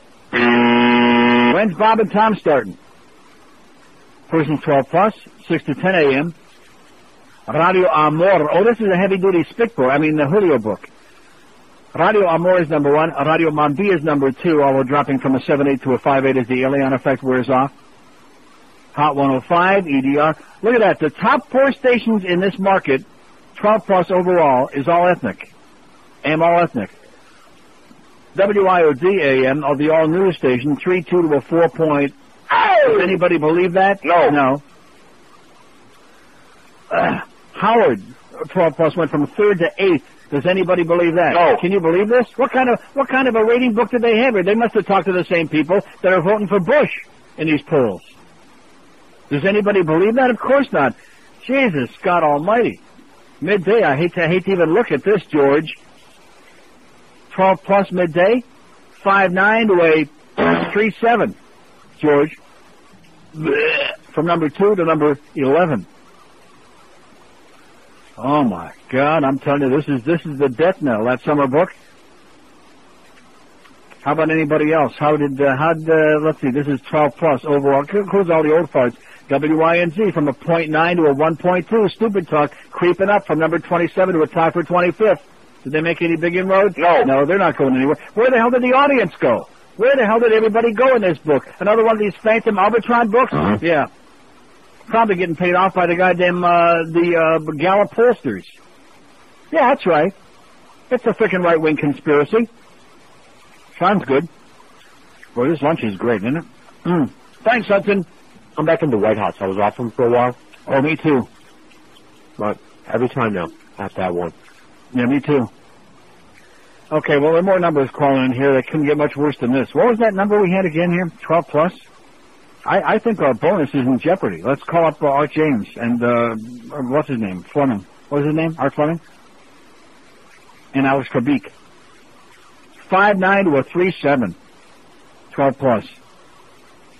Well, you can't take all the blame for that. It's just half. Probably when I came back. What do you mean half? Oh, I don't know. We don't know what we did midday yet. I just got through telling you. If it's 12 plus. Yeah. I could be all the old folks. Oh, that's right. The old people don't like George. That's right. Okay, 3 to 7. Let's see how the Humper did here, huh? How the big fat Humper do there in the afternoon, 12 plus. That was funny. Not that we care about 12 plus. What does that mean, 12 plus? It means the whole goddamn audience from 12 to 112. And in this town, believe me, that includes a lot of 2-6 to a 2-2. Hank's got a 2-2. How do you like that? In other words, we all went in the tank. Now, where did they go in the afternoon? Who was WEDR, Power, all this ethnic crap. Ethnic. Spos and schpos, baby. That's where the whole audience has gone. So that song we just played, Where Have You Gone, QAM Audience, there's the answer to it. They've all gone to ethnic. If you're not either dark or speak English, then you haven't got a Chinaman's chance. In fact, there's no Chinese stations in here either, are there? No. So what I tell you. Death knell. Well, we don't care. We're still getting paid one way or the other. Here's a mobile in Sunrise. Hello. Hello, Neil. Yes, sir. New York is okay all over town. We're real baseball team. I'm the old fan, 'cause everything is real in New York, down in Miami. Oh, God. Boring. And Greg Kotex, for once in his life in the paper, I think it was on Saturday, had it right. The rest of the world ain't all that excited about it. Maybe you are, or not. And if New York's so great, let me say it one more time, what are you doing here? Here's Miami Lakes. Hello. The Dolphins. Miami has the Dolphins. The world. Okay, good. Good song. Keep it up. Here's Fort Myers. Hello. Is this thing along with Neil today? I mean, gosh, what's up with these past two callers here? But the past two, you mean like since 10 o'clock? Well, yeah, actually. Nice going there, nephew. He's knocking my stuff around here. Jesus Christ. Hey, go ahead. There was a poll on ESPN the other day. I know you weren't talking sports. But 7 midnight. We don't care about that. Right up your alley, though. What is the greatest arena stadium song? They had Rock and Roll Part 2, Who Let the Dogs Out. Totally disgusting. They had YMCA. I said, well, you know what? And you know what? That has like 120,000 different votes on it. Yeah, that's right. Yeah, you know what? They're playing that though. The Panthers teams trying to get some people in there. They only scored after the Panthers score a goal, so I don't think we're going to be hearing too much of it. Yeah, I know. We don't. Maybe they should do it every time we get a shot. You know. Yeah, there you go. I do it 3 or 4 times a game. Yeah, there you go. Hey, speaking of Luongo, he was pretty good. You know, actually not too bad last night considering we had no defenseman. Who did? Luongo. Oh, Luongo played great. Yeah, it just mattered we had some defensemen. That guy could be... Let me say it again. If he wouldn't have played great, we'd be talking loss here today. Not a tie with the girls' team, but a loss with the girls' team. And heaven help the Murray boys if we should start losing to the girls' team. That's all I can tell you. Right?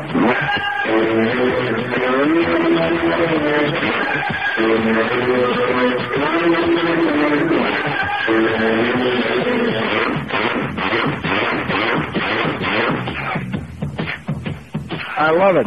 It's enough to make you puke up lunch and let you say, get out of here with that crap. Glary Gitter. 5670560, pound 560 on the AT&T and Verizon wireless line. So we had a summer book that I wouldn't wish on Attila the Hun or Hitler or George W. Terrifying. Deadly. That goes to show you. Now for another $3 million, I won't go away next summer. He's bringing these in piecemeal, 1 piece at a time. 12 plus 6, we don't care about that. We want to get to the good stuff. We want to get to the younger living and breathing demographics and then see how much of a crap we took here, especially George. I mean, 5670560, pound 560 on the AT&T and Verizon wireless line. And for anybody sitting out there saying, oh, see, he's hoping George goes in the crapper. I hate to break the news to you. If George went in the crapper 25-54 men, that's costing me money, okay? That's costing me money. Then I start getting pissed off. Here's a mobile in Fort Lauderdale. Hello. Neil, I think we're doomed. I really think we're doomed. We're doomed? Well, first of all, I don't know why you're worried about your bonus. They don't give it to you anyway. No, I get mine because I got mine written in blazing on their hand. They make you wait. No, they can't make me wait. They don't make you wait. No. Listen, they make George wait because he's small potatoes. Oh, there you go. The George W. thing's got me scared to death. I mean, how anybody in their right mind can vote for this guy? It's completely. I don't know where the polls are coming from, but certainly they're coming from some other planet. And well, you better get used to it. To have Mort Kondraki, he called him Mort Kondrakisaurus Rex, which was pretty good. Yeah, let me ask you something. Most people don't realize this. We have huge stores of propane gas in this country, in the U.S. That's tappable, that we can use, and yet no one has talked about that fuel. Okay. Most cars these days can run on two fuels. They can run on gas and they can run on propane. We don't have to go up to Alaska to mine the fields up there. We can pull it up. Listen, we got to keep selling those Ford Explorers with the Firestone tires. You better get with it, sir. You better get with it. Go buy one right now and cut the crap. Quit. You got to be more American. You got to get with the program. And you do realize that every minute of every day there are idiots out there who are buying Ford Explorers with Firestone tires on them. I just mentioned that in passing. Oh, 18 to 34. This should be sweet. I bet you we'd like an asterisk 18 to 34, which is our demographic anyway. Oh, look at that. The 6 a.m. to midnight, 18 to 34, we went from a 1.9 to a 2.3. We actually went up. This is the overall station, 18 to 34. So maybe we don't have any old farts. Maybe we have all the young people. What do you think? No. I doubt it. I doubt it. That's just an aberration. 5670560, pound 560 on the AT&T and Verizon wireless lines. Line 9 is open out of town for the entire world, free of charge. We pay the freight. 877-785-6345. Here's Cooper City. Hello. Hello, Neil. Yes? I'm not the father of my children. Thank God. The Panthers look pathetic is a compliment. I tried to watch that game last night. I watched it. I mean, is this, I split tickets with somebody, and I think I want my money back, if this is the way we're going to have I think there should be a long line Wednesday night of people demanding refunds after seeing that crap last night. I think you should put your next survey as the watch is how long the Murray boys are going to be around. That's what I've been saying. This is, it's not like, how many games are we going to go before we get our first win? This is, seriously pathetic. And as far as... it's not only how many games before they get their first win, but who is it that they're score? Who is it that they're playing that's so good? That's the question. Well, wait till they're playing a girls' team. What's going to happen Wednesday when they play Jersey? Well, look what happened in Colorado. Right, that's right. That was ugly in the first 10 minutes. It's sad. Thank God I got the other channels on the little... Pat Frog was so upset about that game. Well, beat the crap out of his wife. Beat the crap out of his wife and tore the whole house up. She's pretty hot looking, too. Is she? I thought she used to be. Oh. Before this weekend. Well, that's what happens anyway. But it's pretty ponderous. I ordered 3 keychains, Neil, so I appreciate it. And have yourself a great day. And God bless you. Thank you, sir. There's a guy getting the keychains, which you can get, of course, at our website, neilrogers.com, or if you want to make the rest of the station feel better, WQAM.com. See, now, does it make any sense to you that we went from the biggest book in the modern history of the station in the spring to what appears to be going to be a death knell book in the summer? Does that make any sense to you? What changed from the spring book till the summer book? Marlins? Yeah. I'm only on 4 hours a day. You follow what I'm saying? Oh, I know. What about the mornings? What about the humper? What about that for in the afternoon? What's the story with that? That was funny. I think we just got screwed. And the fact that Howard went that way down, does anybody believe that? No. So obviously the people that got these diaries, it sounds to me like we're a bunch of communists. Thank you, sir. Let's take a look at these bad numbers for the morning, 18 to 34. Oh, I thought we just said that we went up. Oh, that was the whole station. We don't want to hear these goddamn rating numbers. This is boring. Well, I got news for you. It's more interesting than hearing your crap about Bush and Gore. Sick of that crap. Look at this, 18 to 34 in the morning. The worst team, a 1.9. Stupid Talk, a 1.6. Rick and Spud. How do you like that? Huh? What? They're right on their ass. They're right in their behind. Now, is that number up or down, that morning number? From a one, whose? Ours. 1.9 to a 1.9, 1.5 to a 1.6. They're converging. I mean, both numbers suck. The big one. That's morning. The next group he brings in will be 18 to 34 midday, and I have a feeling, oh, that's right, George was on. I have a feeling it's going to be pretty good. It is. It's going to be up. 5, 6, I guarantee you. I know it. 5670560, pound 560. Am I not a student of these numbers or what? You are. Well, I get a crystal ball about it.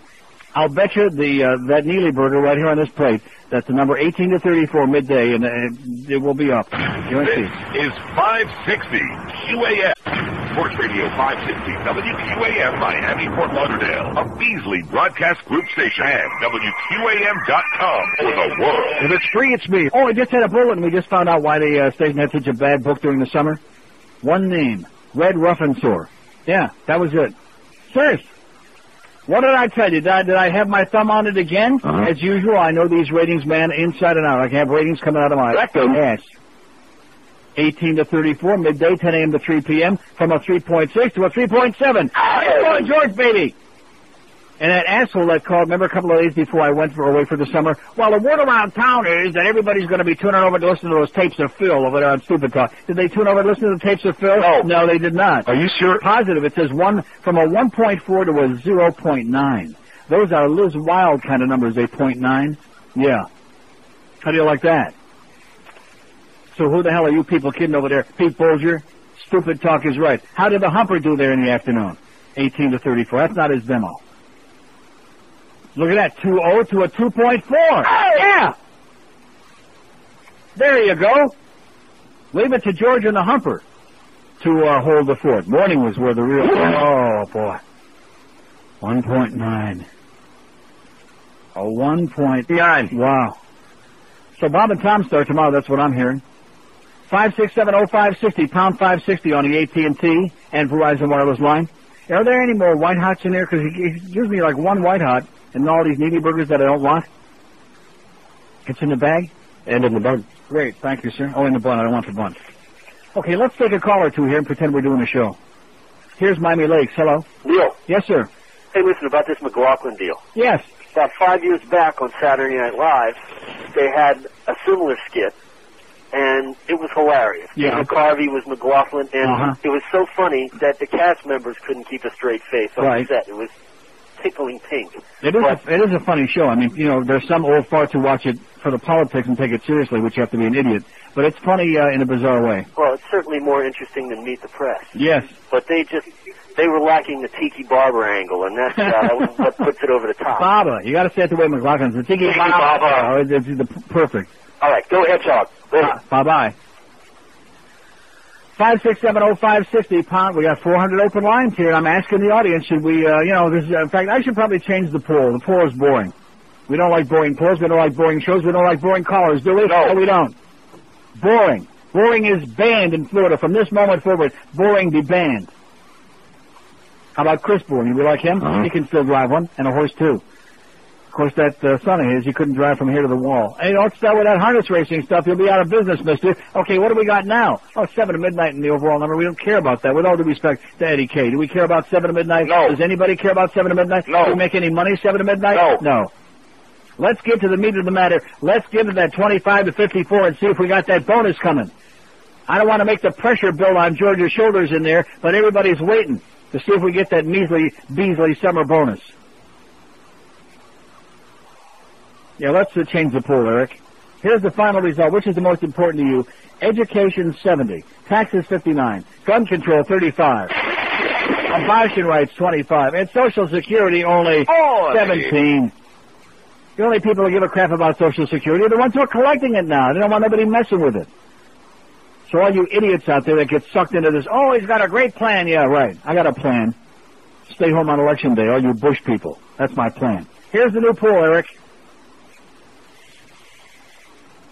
Should we declare a moratorium on discussions of Gore and Bush between now and the election?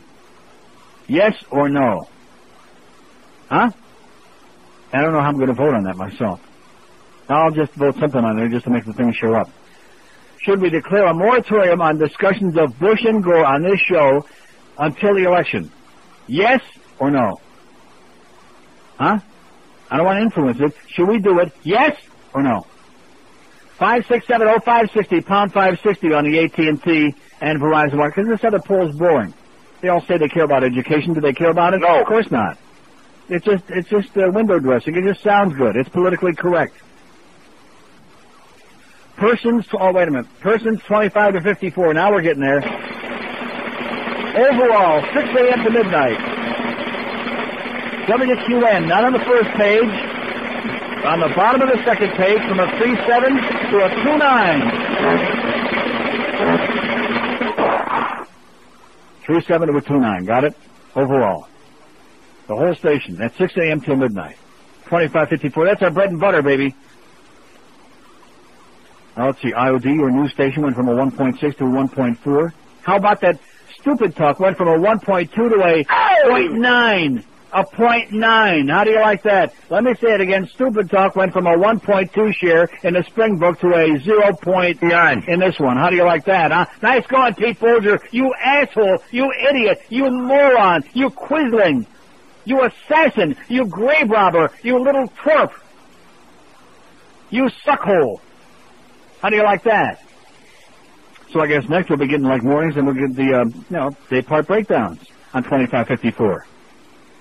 I sure hope that morning didn't go into crapper, George. I'm telling you that, because that Bob and Tom, once people hear Bob and Tom the first time, they'll say, boy, that Defoe was a real twerp. You know, that Geldy with that voice. That's what they'll say. Here's Miami. Hello. My queen, Neil. Yes? How you doing, Neil? Okay. Doing a hell of a job. Chronic. Neil, talking about numbers, I wonder how Laughing did in the ratings. They don't show. Oh, man. They don't show. They haven't. Wow. They've been on with that format now. Let's see, September for 14 months, and they still haven't shown. They're like in the top 25. They show about 40th. Wow. Neil, a little blurry I want to tell you about. But they were on the front page of the Herald. Well, it's got to do with sports, Neil, but it says here, Miami Dolphins tonight at the New York Jets. Where they're playing? Pearl Players Stadium. As dumb as this town is, I wouldn't be surprised to see 70,000 people there tonight. I'm telling you. But then again, hey, that's the hell fuzz. Okay. Neil, thanks a lot. See ya. What do you say? Where is the game tonight? Chris, where's the game tonight? Is it here? It's in New York. Yeah. Well, that's what it says. It says Miami at New York. So what is this guy talking about? Does anybody... No. Here we go. Drum roll, please. Let's go. 25 to 54. Morning. 6 to 10 a.m. Well, Howard went from a 7-2 to a 6-2, number 1 and number 3. So this obviously was a real stodgy group that we have with these diaries in the summer book. Are we on the first page? No. The worst, I say we, the worst team, are they on the second page? Yes, they are. Not bad. 2.8 to a 2.7. They're holding their own. In fact, even though they dropped a tenth of a point, they went from number 17 to number 15. They're moving on up, just like the goddamn Jeffersons. They're moving on up. Let's hear it for the goddamn worst team. Hey! All right. Nice going, boys. Our numbers will be next. So let's do the break now. And then try to make a run for it. 8 minutes after noon at 560 WQAM. Oh, here they come. Wait a minute. Tried to get that break in there. Couldn't do it. 25:54, 10 a.m. to 3 p.m. Are we on the first page? No. Are we on the second page? Yes. 6.9 to a 4.1. From number one in the Springbok to number 9. Tie for 9. See. 6.9 to a 4.1. What are you talking about? Everybody told me you did a great job. Huh? Who said that? Everybody said you did a spectacular job. When I came back, how about Friday when I was gone last week? A week ago Friday. The Israeli show, they were quelling from it. They love it. They don't like you so much, but they love that show. Maybe that's the problem. Maybe they just don't like you. Maybe it's just the anti-Cuban. That could be it. Because we know that there's no anti-fag sentiment out there. 8 minutes after noon at 560 WQAM. The Neil Rogers Show. Sports Radio 560 QAM. I'm dying over here. Estoy muy bien aquí.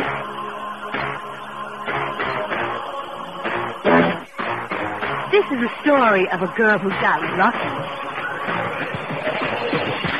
And a nickel, got the jackpot. She got it all. While his body rocked, she can smile. It's what she was waiting for. And now she is so wealthy. This former gangster. That's because she's so lucky. My grandpa, and he died. Not decrepit, always start thinking, if I had to do that old factor, I deserve 450 mil. 12 minutes after noon at 560 WQAM. We keep rolling along singing the song. Miguel just came in here, seeing me eating this white hot. He said no bread. I ordinarily don't put, when you're on the Atkins, you don't put your weenie on the roll. But, he just came back? Anyway, look at this, 3 to 7 p.m. Did I already do this or not? 2554 with a humper. No. Let's see. 3-0 to a 2-9. About flat. Not too bad. And, of course, we don't care about that. I'm only giving the ones that we care about because we're selfish on this show. That's what it's all about. Why should we be different from the other people in South Florida? It's all about free. We're selfish. We only care about ourselves. That's the way it is. Oh! That's why this show fits in this town like a rubber glove. Here's a fact that says, how are you, Neil? Okay. I've been a fan of McLaughlin for a long time and agree with you. He's the funniest thing on TV. Excellent job. Also a fact from somebody who says he talked to a woman who was so stupid, she said that she's voting for Bush because she always votes for Democrats. Yeah. How do you like them apples, huh? And then here's a bunch of boring hockey stuff. 567-0560, pound 560 on the AT&T and Verizon wireless line. Here's a mobile in West Palm. Hello. Hi, Neil. Yes, sir. I know Gore's a wooden Indian, but don't you think there's been... I know. Don't you think there's been a real double standard in this campaign? Mm-hmm. I mean, everything Gore has said, if it's the tiniest bit off, he's a liar. Mm-hmm. And Bush is making statements that totally contradict what he said within the last year. Mm-hmm. And you don't see a thing about that, like, abortion. Just like the patients' rights bill that he voted against and then allowed to pass because the Democrats in the legislature had him beat, so he just refused to sign it. Right, and then he tried to take credit for it. Not only take credit, but talk about how he worked with the Democrats to get it passed. In the meantime, he was working against them. Right. And you know that thing about Gore and the Internet? Do you know where that actually comes from? When he was in the Senate, he introduced a bill to create, quote, unquote, an information superhighway. Right, exactly. So he wasn't lying. He was a pioneer. I mean, they're nitpicking. They play semantical games, and everything he says, like the thing with a kid. I see, we're going back through this again. I mean, what's the point? Yeah, I know. It's the media again. It depends on who's spinning it, and the wrong people keep spinning it. But they're not pointing out where Gore is lying, and they're not pointing out where the things a lot of the things he's saying are true, like about that school. There were lots of kids with no desks. Yeah. Well, that's all I got. Okay. Thanks a lot. See, it sounds to me like somebody's doing a very ineffective job of campaigning, meaning Gore and his handlers. That's the problem. I'm going to say it again. If Bush becomes elected, it's not because Bush is going to win. It's because Gore is going to lose. Economy is good. Things are going along great. Even the Dow is up 71. I won't say the Nasdaq's down 14 because that's bad. But everything's smoking along. The Palestinians and the Israelis, nothing different over there than there ever has been. They're still shooting it up. Oh, they had the guy from the DEA on, Barry McCafferty. I forget which one of the shows over the weekend. Did you see that? I saw his face. I don't know what show it was. And he actually was talking about we have to be more heavily involved in counseling and in prevention and in therapy and in rehabilitation and those things. As opposed to just this, let's arrest everybody and throw their ass in jail and keep building more prisons. How do you like that, huh? Hey! Yeah. Here's a mobile in the Gables. Hello. Hey, how you doing? Pretty good. Can I talk about the Hummer? Yeah. Okay. He pisses me off. Okay, good. We'll call him up and talk about him. 567-0560, pound 560 on the AT&T. Although I'll tell you one thing, Hank pissed me off on Friday. I'm driving home. I mean, we disagree on a lot of things, which is fine. But he was talking about who's doing the baseball games, which I think Joe Buck is excellent. And McCarver, Hank's always sucking up to McCarver. McCarver is obnoxious, motor mouth, never shuts up, and is usually wrong. Has to second guess everything, is usually wrong. Obnoxious, disgusting, Tim McCarver. But anyway, it's kind of interesting. It's a subject that's right up my alley, sportscasters. And I do agree that even as I was never a big fan of Vin Scully, when I'm channel surfing on the dish with a baseball package and you hear a voice like Vin Scully, it's great because as opposed to all these nondescript voices that you don't know who the hell they are. But when he said that Dick Stockton is outstanding and does an excellent job on everything that he does, I just about threw off the goddamn rope. I thought that Dick Stockton must have naked pictures of Hank and a Billy Goat because Dick Stockton, he's the Al Gore of sportscasting, tall and boring and wooden with no personality. Dick Stockton's most famous call was in that 87 World Series, the Red Sox and the Reds, and Carlton Fisk home run. A long fly ball, if it stays fair, home run. That's exactly what, home run. That was his excitement. He is so boring and so stale.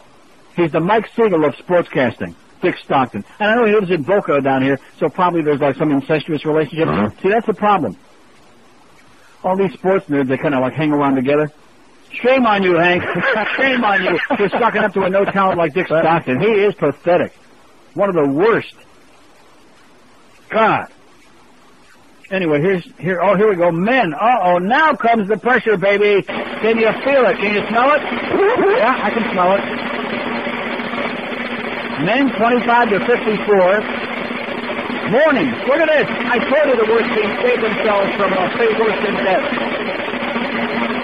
4-7 to a 5-1. Nice going there at my favorite show, that worst team. The best. Can you believe that? Just in all these other demos when we thought they must have known what our target demographic was. Now comes the real. Here the pressure is on, baby.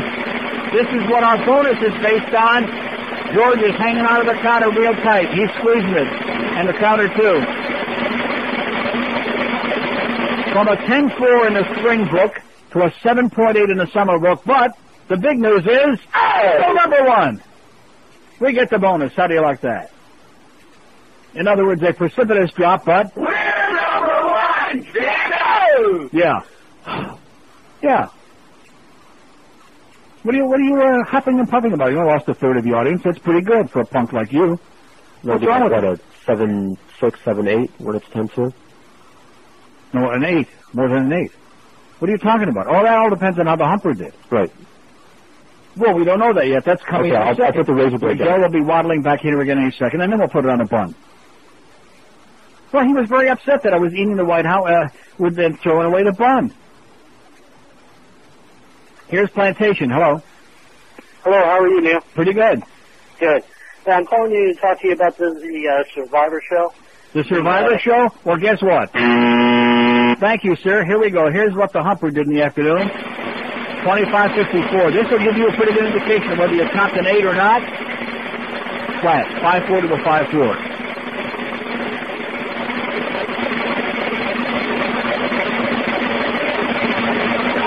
In spite of the week leading. I mean, in spite of... Well, so you did about an 8. What's wrong with that? Oh, that'll do. What the hell is wrong with an 8? We're still number one, Mr. Smarty Pants. Must mean a lot of Spicks got diaries. I mean, you know, I told you it was that. Yeah, Miguel got a few diaries, handed them out to his friends. So let's hear it for George. I told you we're having a ratings party. Didn't I tell you it was going to come out okay? Ye of little faith. You saw those 12-plus numbers. That means the old people don't like you. The old Jews, they tune you out. Because they know you're an anti-Semite. Here's Coral Gables. Hello. Hey, how are you, Neil? Okay. Hey, I moved down here about, I'd say 10 months ago. And I'm so sorry. I apologize profusely. So have I been. Thanks so much. And enjoyed your show. Yeah, Duff says, nice going, George. And I You're not kidding anybody, Duff. George filled in very, very well for you all. Uh-huh. It was extremely entertaining, and I was a little bit worried since I've enjoyed listening to you so much, even though the numbers dropped like an anvil in the ocean during the summer. Bottom line is you cut off that last guy, and I was going to call up because I've been waiting on hold for a little while. You had a guy who called maybe 15, 20 minutes ago, and he commented on how good the numbers were, and he brought up Hammer. And I said the same thing, because every afternoon when this guy comes on, it's the same New York douchebags calling up talking about the Brooklyn Dodgers and going to the games when they were kids in the 30s and, oh, isn't that great, Hammer? Well, see, people from New York don't understand it. The rest of the world doesn't give a flying crap about New York. People don't understand that. Exactly. And I'm like, will you people get over it? Really? You think New York is the end-all, be-all. Let me say it again. The reason that a lot of the New Yorkers are down here is because I've said this for years, and it's true. The people who couldn't make it in New York, they came here. The losers. There you go. Right. There you go. That's what it's all about. Bottom line, Panthers need to get some more American-born players on the team. Well, how about some players with some skill? How about some talent? Well, that's true. Some players who can put the biscuit in the basket. But the biscuit, put the lotion in the basket. Yeah. They'll have plenty of time to wash and press your pajamas. The fact of the matter is, these guys are not tough enough. They're not gritty enough. It's got nothing to do with gritty enough. It's got to do with motivation. They're going through the motions. You can see that. Well, they put the motion in a casket. You're eating a Neely burger. They need some Cam Neelys on the wings. Yeah, okay. That's what they need. I could tell you about him what I want. It would ruin your day. Have a great day, pal. Right, hang in there. Do we want to tell him about Cam Neely? No, he'd break down in tears. So what are we going to do about that Terry Murray, huh? And about this whole ambiance that surrounds our team? It puts the lotion in the basket. Yeah. They can't put the puck in the basket. They're putting the lotion in it, in somewhere. 5670560, pound 560 on the AT&T and Verizon wireless line. Although it is nice hearing about Denise Potvin and the fact that he's such a good father, and every time he goes out on a road trip, brings home bags full of goodies for his kids. Do we want to hear about that? No. Cut the crap, Rimmer. Quit sucking up to that frog. Nobody gives a crap if he's a good father or a bad father. All we know is he's a mother. And a moron. And got something grotesquely wrong. Oh, yeah, the penalty is on Hedekin there last night. Guess what, Dennis? Open up your eyes and watch the game, you dumb frog. Oh, look at that. Clarence and George are in there fisting now. Whoa, that was disgusting. All these punks fisting. 25, okay, that's not important. So we got the bonus. That's all we care about. We're in. Now George has got something to bitch about for like 3 or 4 months till he gets it. Here's a call into Gables. Hello. Hey, Neil, how are you? Okay. I don't know if you've heard about this or talked about it yet. I didn't catch the whole show, but did you hear about that NSYNC murder plot thing? NSYNC murder plot? Yeah. Oh, when does that happen? Let me know what time that's going to take place. I don't want to miss that. Basically, these kids, they were planning to kill them. I mean, a mother was cleaning up his room one day. She looked under his bed, and she found a whole blueprint. These kids had front row seats. They had the song detailed and everything, exactly what they were going to do. Guns, the whole works. They're planning to go over there and shoot them during... Bang, bang, bang! Uh-huh. And, well, she foiled the plan, and, you know, she called the cops up and everything. I hate that bitch. But, I mean, yeah, I mean, it was, I thought it was a joke at first, but I was reading... True story, huh? And it was bad, man. Yeah. That's America for you. I have another question, Neil. The first team, I mean, are they really that bad? They kicked ass. They had a 5 share, man. They went up. Really? And who's like their main competition in the morning? I mean, what's, you know... Who's their main competition? You mean like Howard? Right. Or like and the Power 96, Charles Griffin. Paul Castro, no talent, yeah. 30. How did Power 96 do this term? Oh, I don't want to look at them. They make me sick. No, they do. Power 96 makes me sick. Well, you know, I asked Kid Curry for a couple little things. He did not come through for me. I mean, he's going to say, well, the Backstreet Boy tickets. I didn't go to that anyway. I'm talking about recently. They don't care about us, so for them. Yeah. All right, Neil, thanks a lot. Have a great day, and I'm sorry to hear that bad news about Instinct. Yeah, I asked him for the 98 Degrees CD, which is number 2 album in the world, by the way, Revelation. Does he produce it for me? No. Does he come through? I asked him for the CD from that Power 96 homemade manufactured group that was so great. Does he produce that for me? No, he does not. God damn it. Runs off with his 10-year-old wife to Europe somewhere, wherever the hell they went. Where did they go? On their honeymoon? That's the name? Yeah. I followed you guys around. Kip Scurvy. Oh, that guy. I don't know. Don't be stepping on Nick, okay? Don't be a dick and step on Nick. My life is unloved. I mean, anybody who doesn't appreciate the ability of 96 Degrees is a communist. I'll tell you that right now. There's no question about it. Anti-Semite, communist, bastard. Just as simple as that. And this guy's telling me about 98 Degree, Instinct. Those kids. One thing about them, at least they're consistent. They don't look good and they can't sing good. Other than that, they're great. 26 past noon at 560 QAM. This is 560 QAM. Bye. All we ever wanted, all we ever needed, yeah. If there are washboards and don't know how we do it. Until we eat pizza and hot dogs, then hit the McDonald's for a Big Mac.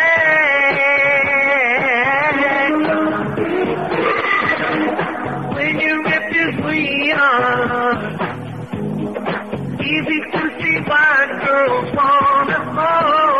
Our stomachs kick butt on those flabby backstreet boys. All we ever wanted, all we ever needed, yeah. If there are washboards and... So a bluff comes in there and says, did you see Waffen anywhere in the ratings? No. And I said no, because they're not there. Because they only list, when the whole book comes out, you can find them way down there, like about number 45 out of 50 stations, with fractions, teeny little minuscule fractions. I mean, the question is, how long can they keep hanging on? Huh? Unbelievable. Not that anybody cares, because nobody's listening to them. Here's a George hate facts.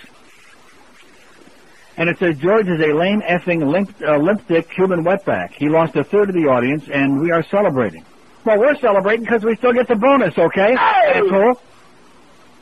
What would have happened if he stayed 2 more months? WTMI would have had a bigger book. Here's somebody listens to TMI. Do we care about people listening to TMI? No. Plus, I hear they're changing format anyway. That's what Bob Green was hinting at. Or was it Bob Neal? One of them. George needs a gray blazer and a position at some broadcasting school that drains dollars out of sad sack assholes who should be serving up Arby's sandwiches at the drive-thru. George is a Cuban houseboy with a something banana. Effing spick is what it says at the end. See, there you go.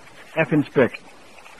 See, believe me, if you want to make it big in this town, I mean really big. I'm not talking big like me. I'm talking about really big. Just get a show and bash Cubans every day, 5 hours a day, 4 hours a day, 24 hours a day. That's all you need. Just like that poll we took over the weekend. That wasn't the purpose of it, but it doesn't surprise me that the Cubans won in a landslide, especially after Elian. And why shouldn't they be upset about Elian now that he's missing those Happy Meals? Aren't you pretty pissed off that Elian ain't getting no more goddamn Happy Meals? He's only eating unhappy meals. That's right. Gruel and stool. That's what they eat over there in Cuba, and maybe once a week if they're lucky. Like Anna Nicole Smith, if they're freaking lucky. And I'm still pissed off about that goddamn story that caught that woman, that the woman caught the kids. 46 votes on our second poll. Should we declare a moratorium on discussions of Bush and Gore until after the election? 15, 31. They want to hear about it. Well, you know something? I wouldn't mind talking about it, depending on how this thing turns out. If you had something interesting or new to say, they keep calling and repeating the same old tired crap. It's boring. It's terminal. I'm trying to build the audience back up here after a desperate summer. After George's great job during the summer. And you people want to just bury it with this old, boring stuff. And you notice the old people, that's why when the 12-plus numbers came in, it looked like it was going to be a disaster. And then even 18 to 34, we went up. Oh! Like 25-54, we're still number one. Oh! The numbers that care, the demographics under the age of 100, we're doing fine. Don't you understand? We don't care about people over the age of 100. We don't want people over the age of 100. And the first hour today, that's all I talked to is people over the age of 100. Well, I think that if Gore would just be a little bit more forceful and that Jew Lieberman, the anti-Semites, are coming out. And then you wonder why? You listen to some of those people and you wonder why the anti-Semites are coming out? Here's a lady in Miami. Hello. Yeah, you say QAM every day. Thanks for being on. Yes, I do. That's what Bluff just said. He said exactly the same thing. You said, thanks for saving our ass again with your show. Oh, really? Every year. And isn't it interesting for the guy that just sent the caustic facts, even with me away for the summer, that George's number still beats the crap out of the mornings and the humper by a good 2.5 points. How do you like that? Oh! Out of those sports shows, and here they are, sports shows, men 25-54, and we still beat the crap out of them, even with little George on there. Yeah, well, it's, you know, if you don't like sports, you listen to George. But that's for damn sure. For old time's sake, I went down to the end of the dial, like at 7 a.m. this morning, looking for Steve Kane, and you know, there's not even a broadcast signal from there. It's so weak. Yeah. On it says in the paper like 1470. Well, there is no. Why would you want to hear that? Just because he used to be good, 25. He used to be good? When was that? I must have missed that day. When you and him were an Alice. No, he was never good. Miss Alice, you know, you and him. Let me say it again. He was never good. He never had any numbers. Even on W Snooze, when the rest of us had gigantic numbers, he had a 3 share, 12 plus. He had nothing. Well, he did. Well, he's never had ratings on any station he was ever at. When I first went to IOD, the first book or so, a lot of people came along and they listened to Ranieri, some, and they listened to him, and they goosed their numbers up. After they listened for like 3 or 4 months, they were gone. The next book, they were all gone. Well, is that why you can't get the station? That's exactly right. You can't afford to put the juice up. You're kidding. I don't know. I mean, isn't that weird? Well, why do you want to hear that? I just want to hear what he has to say up He has absolutely nothing to say but a bunch of right-wing crap. Right wing, huh? Oh, yeah. He's become a real fanatical right-winger, yes. And what about Miss Alice? Alice isn't here. Alice is in L.A. So she's still alive? She's still alive. Have a great day, sweetheart. Okay. Oh! See what I mean? See, you people that want to live in the past, I appreciate you've been listening a long time. I'm glad you like the show. You like me, whatever. But most of our audience doesn't know even who the hell those people are, for crying out loud. Just tell me what your problem is. Oh, God. You should kiss the ground that you can't hear that signal, believe me. Hearing a bunch of right-wing babbling crap. And then, of course, he's always has to have a little supplicant. You remember it used to be Nick, what was his name? The Schwarzer? Lawrence. Nick Lawrence. Always have to have some little supplicant around, sucking up and agreeing. Oh, yeah, you're so right, Steve. I know he's got that little twippy Brian. Yeah, you're so right, Steve. And I was asleep. I don't remember anything he did, Norm did. I remember I was asleep. I was sleeping. I was drunk. He has a wife, you know. Yeah, I know. Yeah. Am I convinced? No. No. Who's he kidding? Yeah. 567-0560, pound 560. You're not fooling me, Brian. But show up for those Boy Scouts again, little Brian. There you go. There's some free publicity for you, Steve-O. He's still alive and he's still on the air. And let's find out. Let's see if he shows up in here. Mr. Ego. Do we know what the name of that station is? I don't. Men 2554 in the morning. Let's see. WOCN has got a 0.3. WLQI's got a 0.2. I'm looking at the bottom. MBM a 0.2. WJNA has got like a blank, like a asterisk. Less than 1/10 of a point.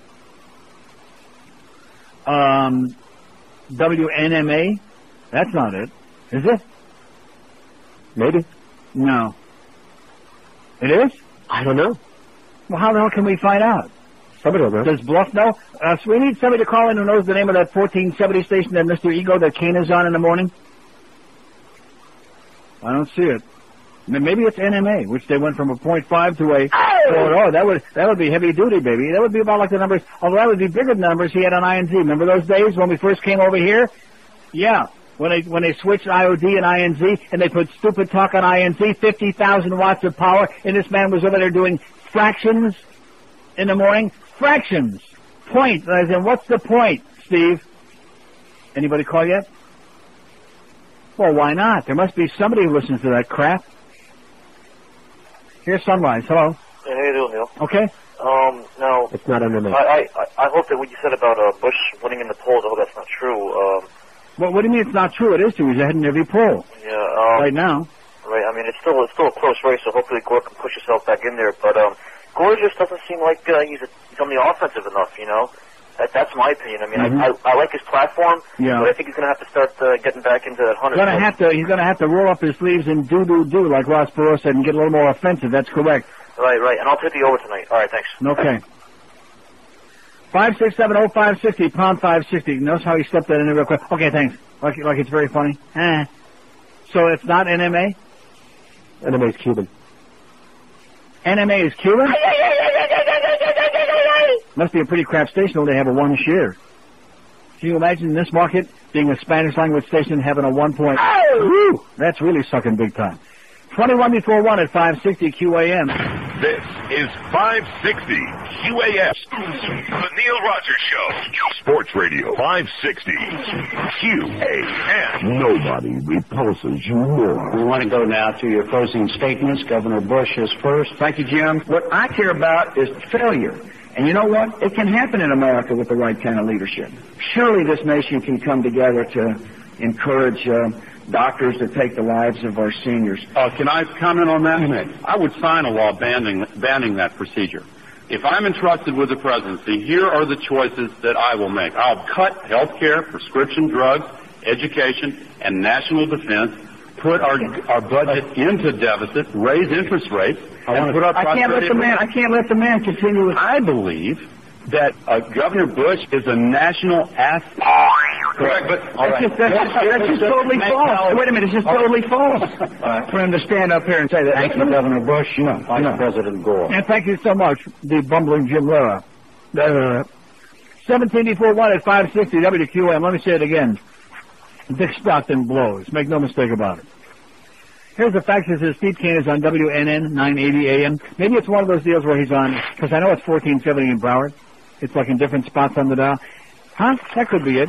Remember back in the days when Cheap Channel first put Stupid Talk on? I don't know if they're still doing that, because I never listened to it. But you do. You listen to Rick and Spud once in a while. Are they still doing that thing where they're like, every 10 miles you drive and you can, you tune to another station? Oh, now tune to 1270 in Palm Beach, and they do that? I haven't heard them. Don't you remember in the beginning they were doing that? Haven't heard them. Like they have a real crappy signal, especially at night. So if you're listening right now and you're going to drive more than 5 miles, be sure and tune to like 1320. Nice going there, Cheap Channel. You really are consistent. You suck, you blow. And how are those people in New York doing? And how's that contest doing, too?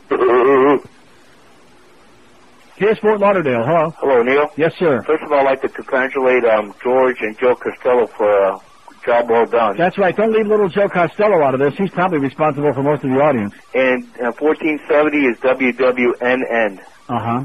And how did Ranieri do? It's that bad? Yeah. Well, he's not in this market. Well, he's in the Palm Beach market. That's true. In fact, I hear over the weekend he was in Sonny's market. I'm getting a little tired of that crap, I can tell you right now. Yeah, listen, wish him the best. He needs it. How about Y100, Freddie?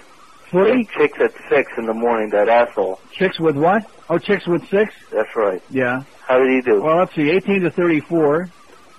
13, 3 to 7. Of course, we don't have the teens number. That's the main demographic is teens, little punky. 18 to 34 is all I can tell you. Power 96 went from an 8-3 to a 9-6. Here for Schmo Griffin. She must have been doing those free psychic readings. Y100 is from a 6.0 to a 5.4. They dropped about over half a point. Okay. And to that lady, WNWS is dead. Exactly. Go ahead. And back to you. That was well said. W Snooze, we buried it. We had the Snooze Cruise. We put the tombstone on their goddamn lawn. And now put to them, okay? Stop living in the past with Alice Rantel and Mr. Ego and all that. Next you'll be doing a Mike Siegel routine. Anybody ever seen Dick Stockton and Mike Siegel together? No. Same person, same non-personality. Oh. He must have been drinking funny juice when he was on here saying about Dick Stockton and he's real great or whatever he does. Oh. God. What a sense of humor. Here's a mobile in Coconut Creek. Hello. Hey, Neil. Yes, sir. Our Spartans are having a terrible year. What is it?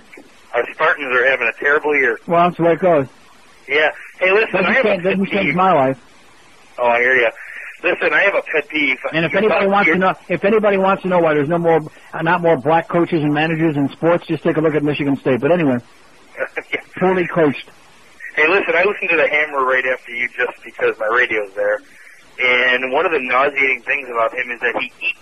567-0560. See, if you want to rip Hank, call him up and rip him to his face. I'm not interested. I have to disagree with him about things. I'll talk about it on the air. It's not personal. It's business. It's a matter of opinion. It's subjective. If you don't like something he does, call him up and talk about it. Find something else to do. Listen to another show or go blow your brains out. But that's not stuff we talk about here. If you want to rip the first team, then we'll talk about it. Although they did great, see, in spite of what George was saying. Well, didn't you say that Bob and Tom were going to be on tomorrow? I heard you say that. Oh, yeah, that was me. Started that rumor, that ugly rumor. Well, I like that, though. It gets Jeff, keeps him on his toes. Boy, is he looking bad these days or what? He's getting paunchier and sloppier and God, isn't he? Sloppier? Well, yeah, I guess there comes a point where you can't get no sloppier than Defoe. And I don't want to say that because his mother listens to the show and she gets very, very upset. So I won't say that he's getting to be real fat and unhealthy looking. Unhealthy, Mrs. Defoe, whatever your name is. Schwartz. Here's Fort Myers. Hello.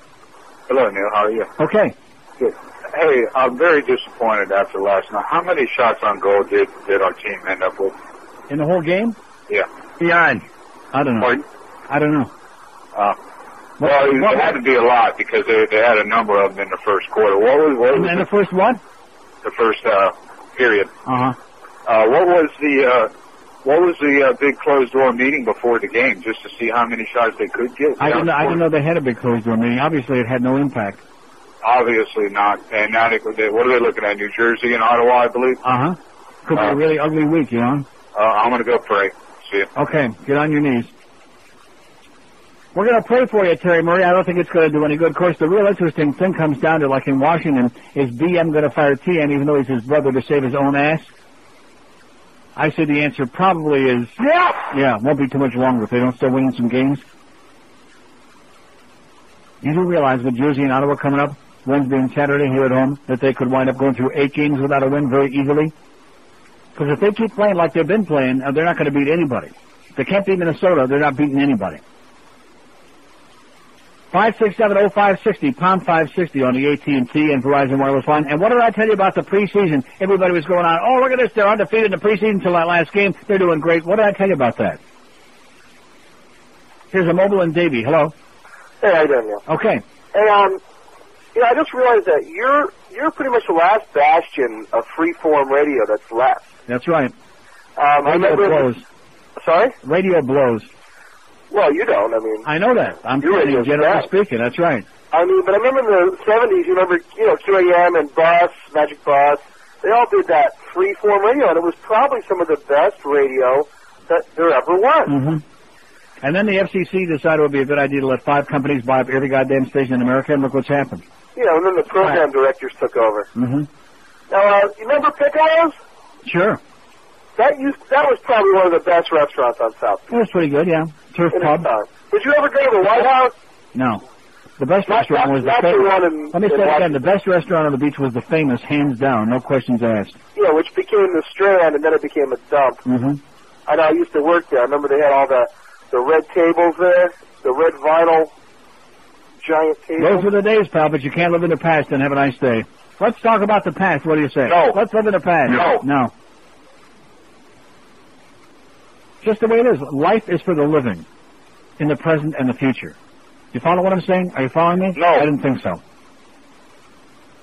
I used to do those shows too. Oh, let's talk about what used to be the great places. I don't want to talk about that anymore. About Neil's Restaurant on Alton Road. Well, what's the point? You can't go back to those days anymore. South Beach is there. It's glitzy, it's plastic, it's steroid-ridden, and that's it. No spaghetti inglés, bunch of fags, and that's what South Beach is. Bunch of maricones with their glitzy jewelry.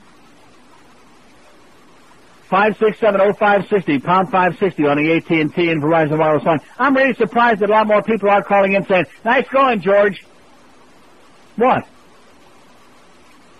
Often the people in this town go out of their way to do or say something. I didn't say go out of their way. All they got to do is pick up the goddamn phone and say, nice going, you and Joe Costello there, like the one guy did. He had the balls to say it. The phone might be clear across the room. It's interesting, though, all the people that were calling up the week that I was leaving saying, oh, it's going to be a disaster. Are you people out of your mind? Remember that? I sure remember it. Oh, yeah. I forget. Oh, yeah, the word around town I'm hearing is that everybody's going to be listening to the film. Everybody's going to be listening. Were they doing it? No, they were not. They absolutely were not. Because the one thing that people love in this town more than anything else is to watch other people fail. They love that. It's the misery loves company syndrome all over again. I'm a failure, so I want you to fail too. That's what they're saying. Loser. That's the word. Just look in the mirror, a lot of you people out there, and the word loser is indelibly etched right there on your forehead. Are you seeing it? Uh-huh. Good. Call somebody in the toilet and have them read it to you. Here's a lady mobile in Boca. Hello? Hi, Neil. Yes, ma'am. George did a great job. I listened all the There time. you go. Here we go. Hey. Thanks going, George. I just have one thing to say about the election. It was okay, I know yeah. you're a little sick of it, but as a woman, abortion is really hot on my mind, you know, as far as being a mom and keeping pro-choice and everything. Right. And I hope none of these Republicans' wives or daughters, God forbid, get raped or something because they're going to have that baby. Well, but Republicans don't do that. See. Republicans Yeah, don't they get do. pregnant. Well, they're not going to be happy if it doesn't come out the same color or something. God forbid. So I really hope Gore wins. Okay, vote 3 or 4 times. I will. See ya. Thanks. Bye. So what did she say? Did okay? She said it was fair. 567, we got 400 open lines here. We got an hour and 8 minutes to go. I know it's Monday. We started off with a bunch of really bad calls in the first hour of the show. We haven't gone much uphill from then, but that's the way it goes. We don't care. We're getting our bonus for the summer book. I mean, I am a little upset. I'm yearning for my Happy Meal. I wish we could go back to the old days like the guy was saying with the Famous and Piccolo's and the Turf Pub and Neil's Restaurant on Alton Road. Are we going back to those days? No. No, we're not.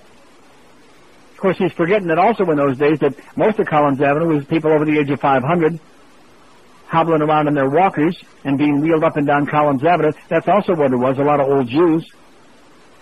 Now it's a lot of young spicks. Here's a mobile in Pompano. Hello. Neil, Yes, sir. how you doing today? Very good. Now, I know you probably don't disagree with me, but why is it that I disagree. why is it that upset so many people about New York having 2 teams in the World Series? It seems to me that a lot of people are jealous of the accomplishment that the Yankees and the Mets did this year. The Mets suck. I know, but I mean, The Mets they have got a did horse ball team, okay? I mean, the Yankees, you know, he bought up a lot of very great players, and that goes without saying. They've won 8 million series games in a row, but the Mets are a joke, and they're a bad representative to the National League. They're pathetic.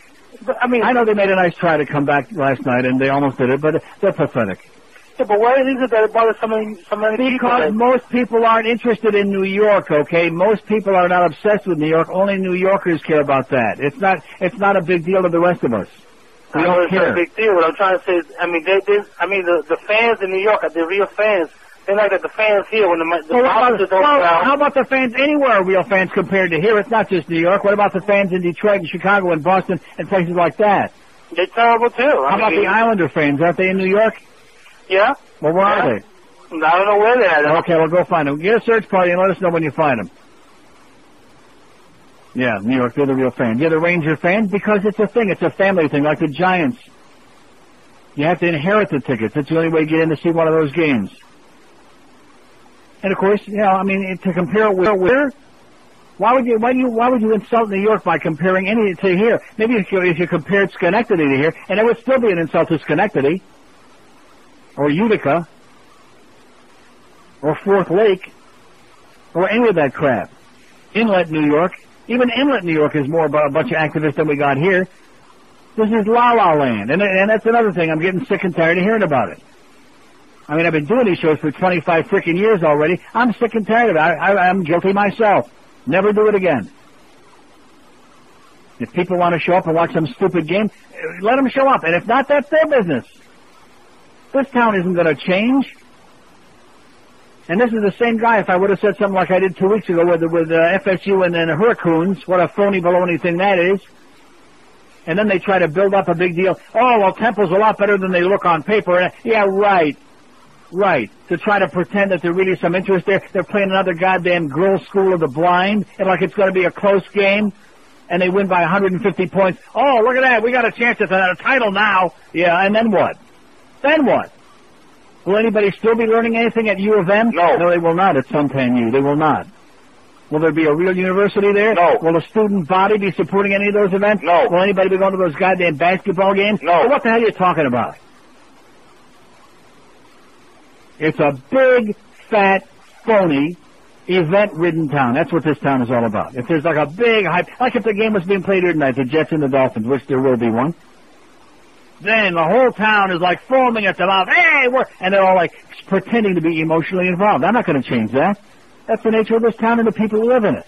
They don't care. There's no passion. It's not going to be. Okay, 55-32, they say, no, we should not suspend. So where the hell are their comments? Where are their calls? All these people want to talk about Gore and Bora and Bora Bora. Where the hell are they? We're waiting. This is 560 QAM.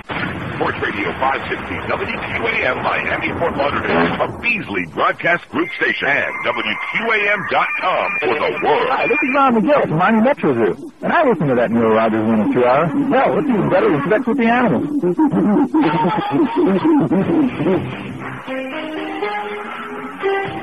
This ain't a song about a happy couple. Since we got married, my wife's weight doubled. You're gay. Size like a tree, and she's got a big tush. Her stomach so flabby that it covers her bush. Rectum. It's my wife. I know she's fat 'cause she got more chin than China does. If she sits on me, I won't survive. It's my wife. When she sits around the house, she really sits around the house, you see. If she sits on me, I won't survive. It's my wife.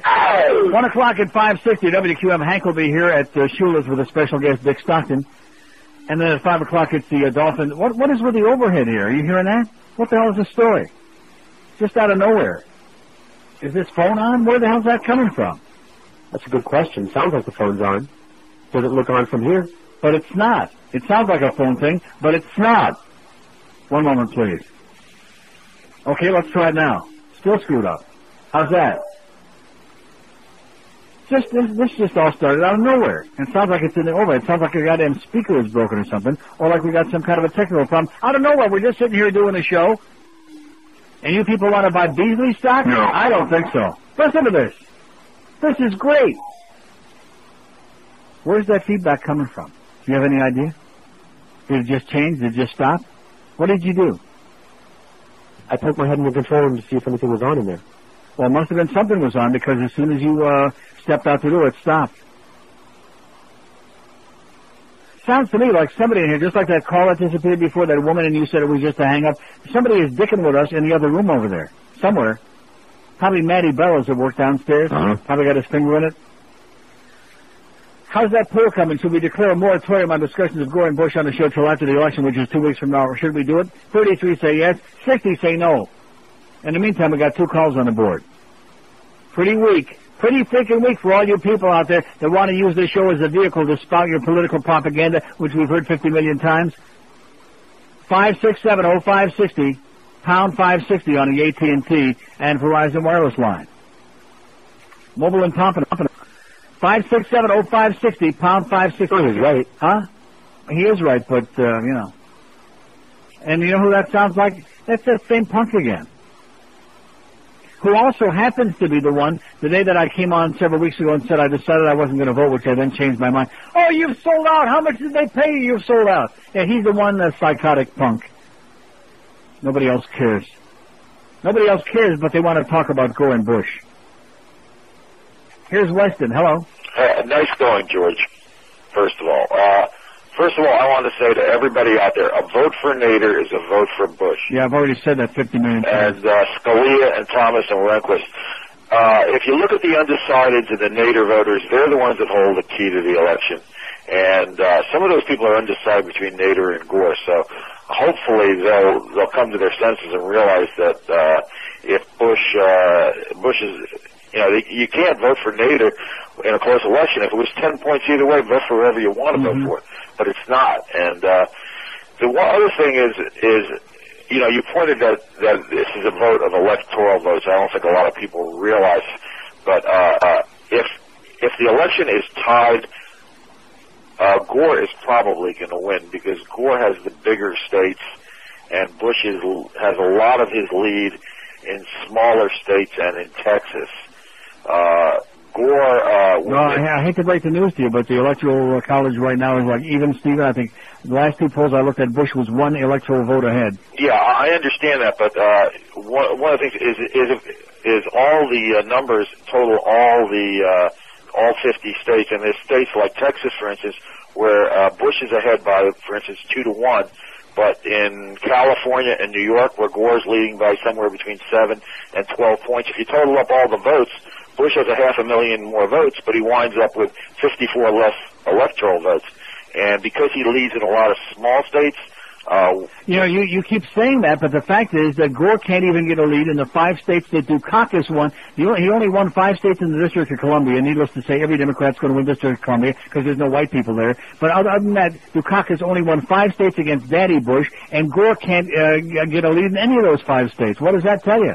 No, he's gonna. I think it's gonna be.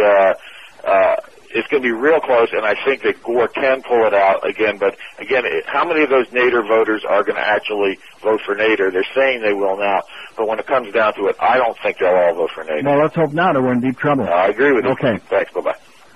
Did he say a vote for Nader is a vote for Bush? No. 5670560, pound 560 on the AT&T and Verizon wireless line. Out of town, 877-785. 5670560, pound 5, what? That's so, don't you understand? They have no material. Don't you understand that? Don't you get it? They have no material. It's monkey see, monkey do. Monkey Monday? Exactly. Here's a mobile in Miami Beach. Hello. Oh, that was real quick. You must have a light day today. Very light. Well, has anybody? I haven't been listening very much this morning. Well, why not? Because I've been busy. Oh. When I'm not busy, I listen to you. I love the show. Uh-huh. Does anybody call? Huh? I believe you. Does anybody call in that's pro Bush at all? Does anybody? Of course. Yeah. Yeah. I haven't heard much over the last few days. We've had, well, first of all, we weren't on the last couple of days because it was the weekend, but That's right. We have a lot more pro-Bush people to call, all irritated and worked up to a frenzy, and the fax machine is just spewing out a lot of hate from the Bush people. Sure, they're out there. Oh, okay. Well, I'm pro-Bush, but I don't take what you say to be, necessarily, I respect your opinion, and I'm not crazy about him, but I'm gonna vote for him because, I don't know, I'm Republican, I guess. Oh, at least you're honest. Yeah. So in other words, if the Republicans put a chimpanzee up for president, you'd vote for him. Probably would. There you go. Well, at least thanks for being our first honest call of the year. Thank you. See, I'm not happy he's voting for Bush, but he's a professional Republican, and no matter who the Republican candidate was, he'd vote for him. Let's hear it for a refreshing breath of honesty in an otherwise full of crap. See, there are a lot of other people just like this guy out there, but they won't say it that way. So they try grasping for all kinds of other reasons. Of course, there can't be no other reason. There can't possibly be any other reason to vote for anybody who is so manifestly uneducated, irresponsible, not to mention, of course, has a substance abuse problem. Here's Miami. Hello. Yeah, Neil. Yes, sir. And I'm one of those undecided voters that all the emphasis is on right now. Uh-huh. And a serious question I want to know is... Yeah, okay. I guess the circle jerk must have ended about 1:05. Heck, give him about 2.5 minutes to towel himself off. 5670560, pound 560 on the AT&T and Verizon wireless line. Yeah, they must be playing spin the old... Maybe they're playing with George W. Spin the old bottle. I don't want to tell you where they put it after they spin it. Here's a mobile in Miami. Hello. Hello, Neil. Yes, sir. First-time caller. Uh-huh. Long-time listener. Congratulations on your numbers, first off. Not me. It's all George. No, it's George. Good job, George. I didn't listen when George was there, but... That's okay. Well, you missed a lot. You see, you missed it. Yeah, you're right. I missed it. Well, I was on vacation, too. Neil, I was calling to tell that guy why nobody cares about the World Series in New York. They bought the team. They continue to buy the team. Were any of the guys that are the heroes today on that team at the beginning of the year? No. So the guy who has the most money is the biggest market. They'll have the World Series. Wait a minute. What did you just say? Were any of the guys on that team the heroes at the beginning of the year? No, like Dave Justice. Was he on the Yankees at the beginning of the year? What about Kenny Hagel? No. What about Jeter, Derek Jeter? Yeah, okay, Jeter's been there. They've had a few guys that came up through the farm system, but you can find a few stars on every team. Well, of course, he's been buying the championship every chance he gets, just like Wayne bought the championship for 1 year before he dismantled the team and said, build me a stadium, and we said no. Yeah, and that's what baseball's about today. Well, Whoever has the most money wins. Screw baseball. Yeah, exactly. Baseball's for losers. That's right. Exactly. Thanks, Neil. Good And God bless you. Well said. Screw baseball. We don't care. I watch a little bit of it here and there because it's on, in between hockey games. It's boring. And I know there are a lot of people like living in the past, like the guy talking about the South Beach and Piccolos. That's fine. But to make comparisons, like I said on Friday, between this World Series and those great series in the 50s, between the Yankees and the Dodgers, and in 51, the Yankees and the Giants, make comparisons with that. It's ridiculous. Back before the expansion, you go up and down the rosters of even the bad teams, and you had stars at almost every position. Oh, you're wrong, Neil. This is great. This is what baseball's really all about. Yeah, drugs.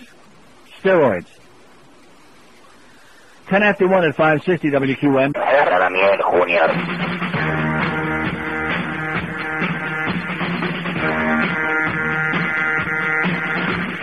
Everybody's taking a brand new pill now. No more baby, take a pill abortion. If there's something inside of you making you ill now. No more baby, take a pill abortion. No doctor visits, it's too easy to do.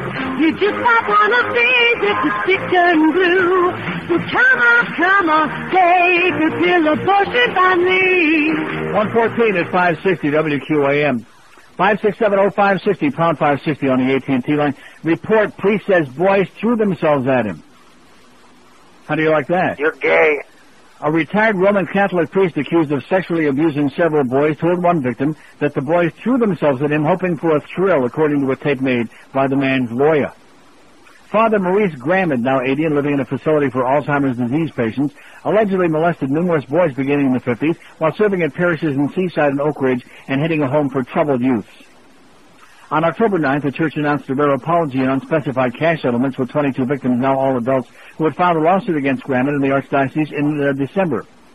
Weeks before filing the lawsuit, one of the victims, Joseph Elliott, 41, and attorney David Slater called the priest and taped the conversation. The Portland Oregonian heard the tape and published an account last Tuesday. Grammond sounded lucid on the tape, though at times his memory seemed spotty. How convenient, the newspaper said. The priest lives in a unit for moderate functioning residents at the retirement home in suburban Portland.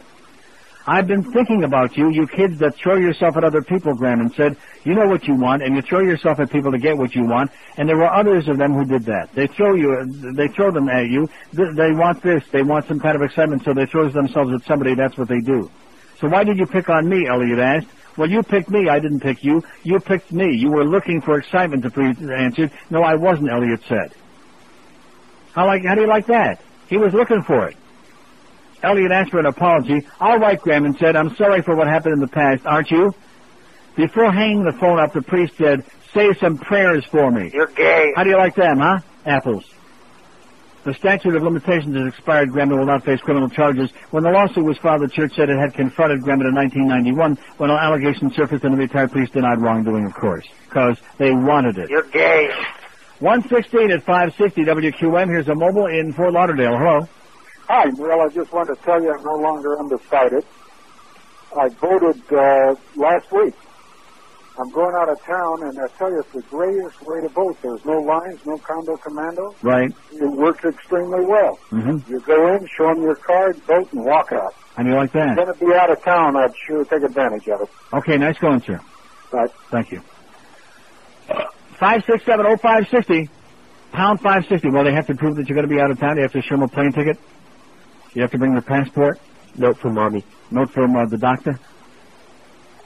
Here's a mobile in Dania. Hello. Hey, Neil, how you doing today? All right. All right. Go Gore. We need Gore in the White House. No Bush. Yeah. Reason for my call, I wanted to tell you, I want a trip to Las Vegas. Really? Yeah, I got to go out through the 3-day, 2-night stay at the Rio All-Suite Casino. Vito likes that place. I'm sorry? It's okay. It's not a bad place? No. Well, that's good. I want, like I said, 3 days, 2 nights.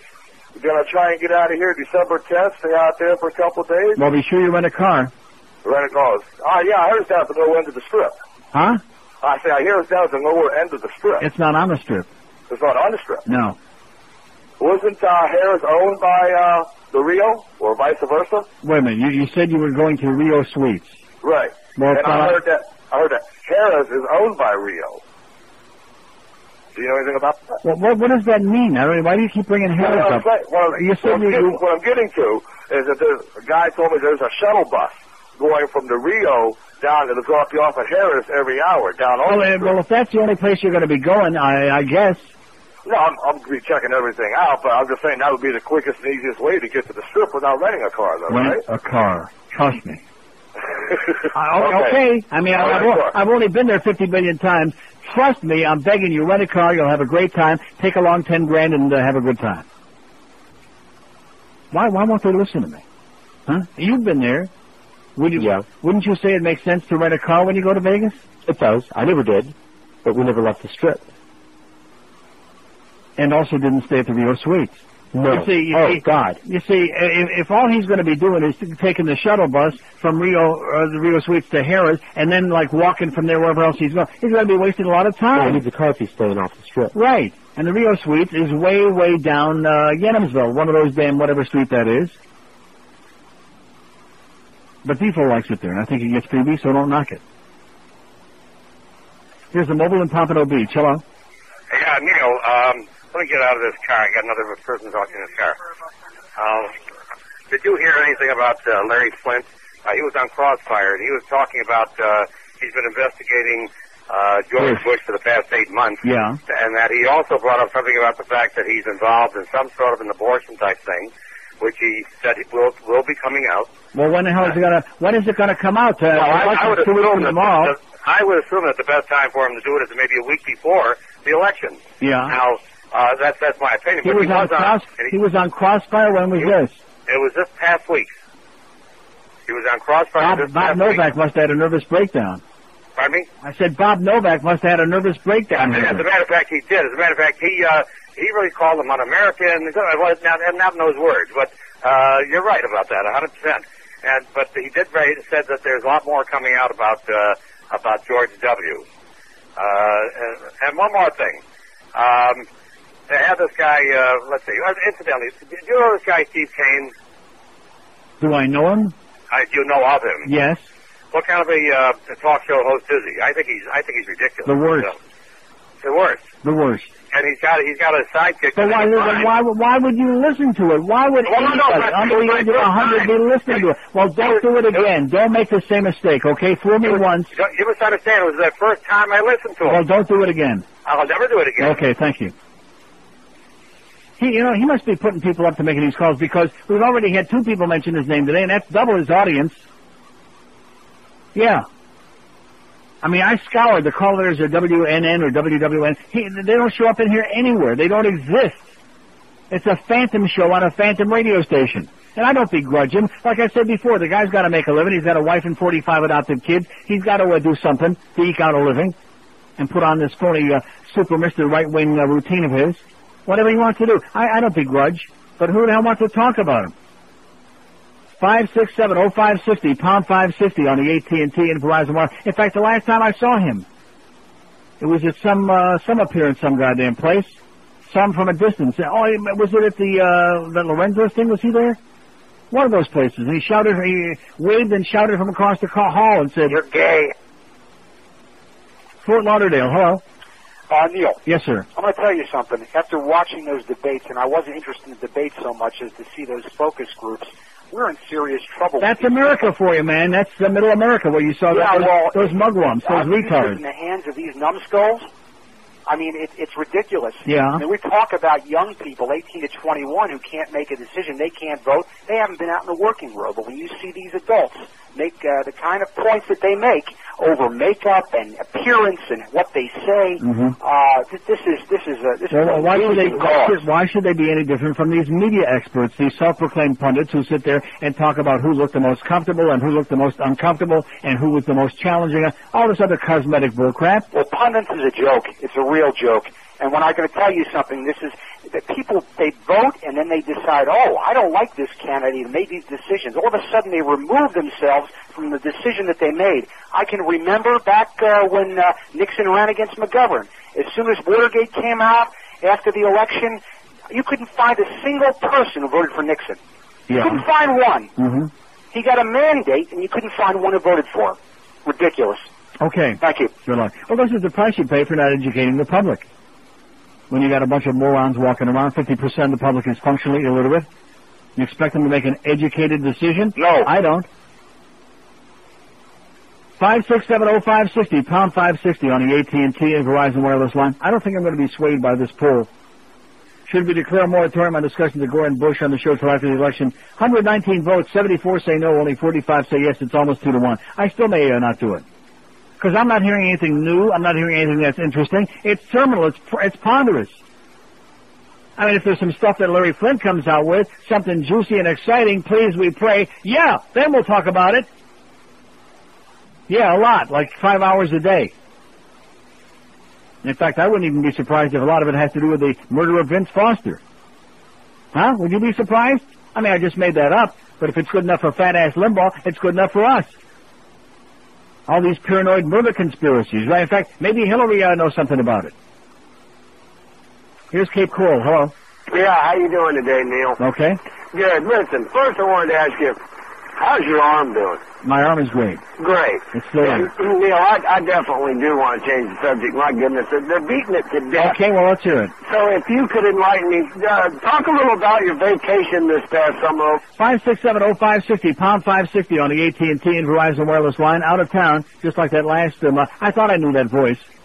That's that old mugwump in Cape Coral, the same one. 877-785-6345. Yeah, talk about that vacation in Hawaii you took 17 years ago. Let's hear it. Was it good? Was it interesting? God. Oh, there he is, mister with his Yankee cap on. You know, if you guys were playing a real team, you might be in trouble. Well, what do you give me that? They suck. The Mets are an embarrassment. They're a pathetic team. It might be interesting if they were playing a real team. Like maybe the Braves. I mean, they already did their choke routine earlier this year. The Cardinals. Anybody. If the Cardinals were so good. You know something? They're freaking... Oh, and so in other words, 5 games makes a lifetime or whatever the hell it was? 5 games. That was a 7 game. Well, that still doesn't make any difference. It still doesn't make a bit of difference. The Mets suck. I'm not taking anything away from the Yankees. They're the best team money can buy. We know that. But the Mets suck. They're an embarrassment. The Mets only suck because they're bending the will of the Yankees. Suck. Let me say it again. Besides Al Leiter and Mike Piazza, name me one marquee player on that team, and don't tell me Marquise Grissom. They all got stick last. Oh, yeah. There's nobody. Name me one star. Give me a God, Bayani.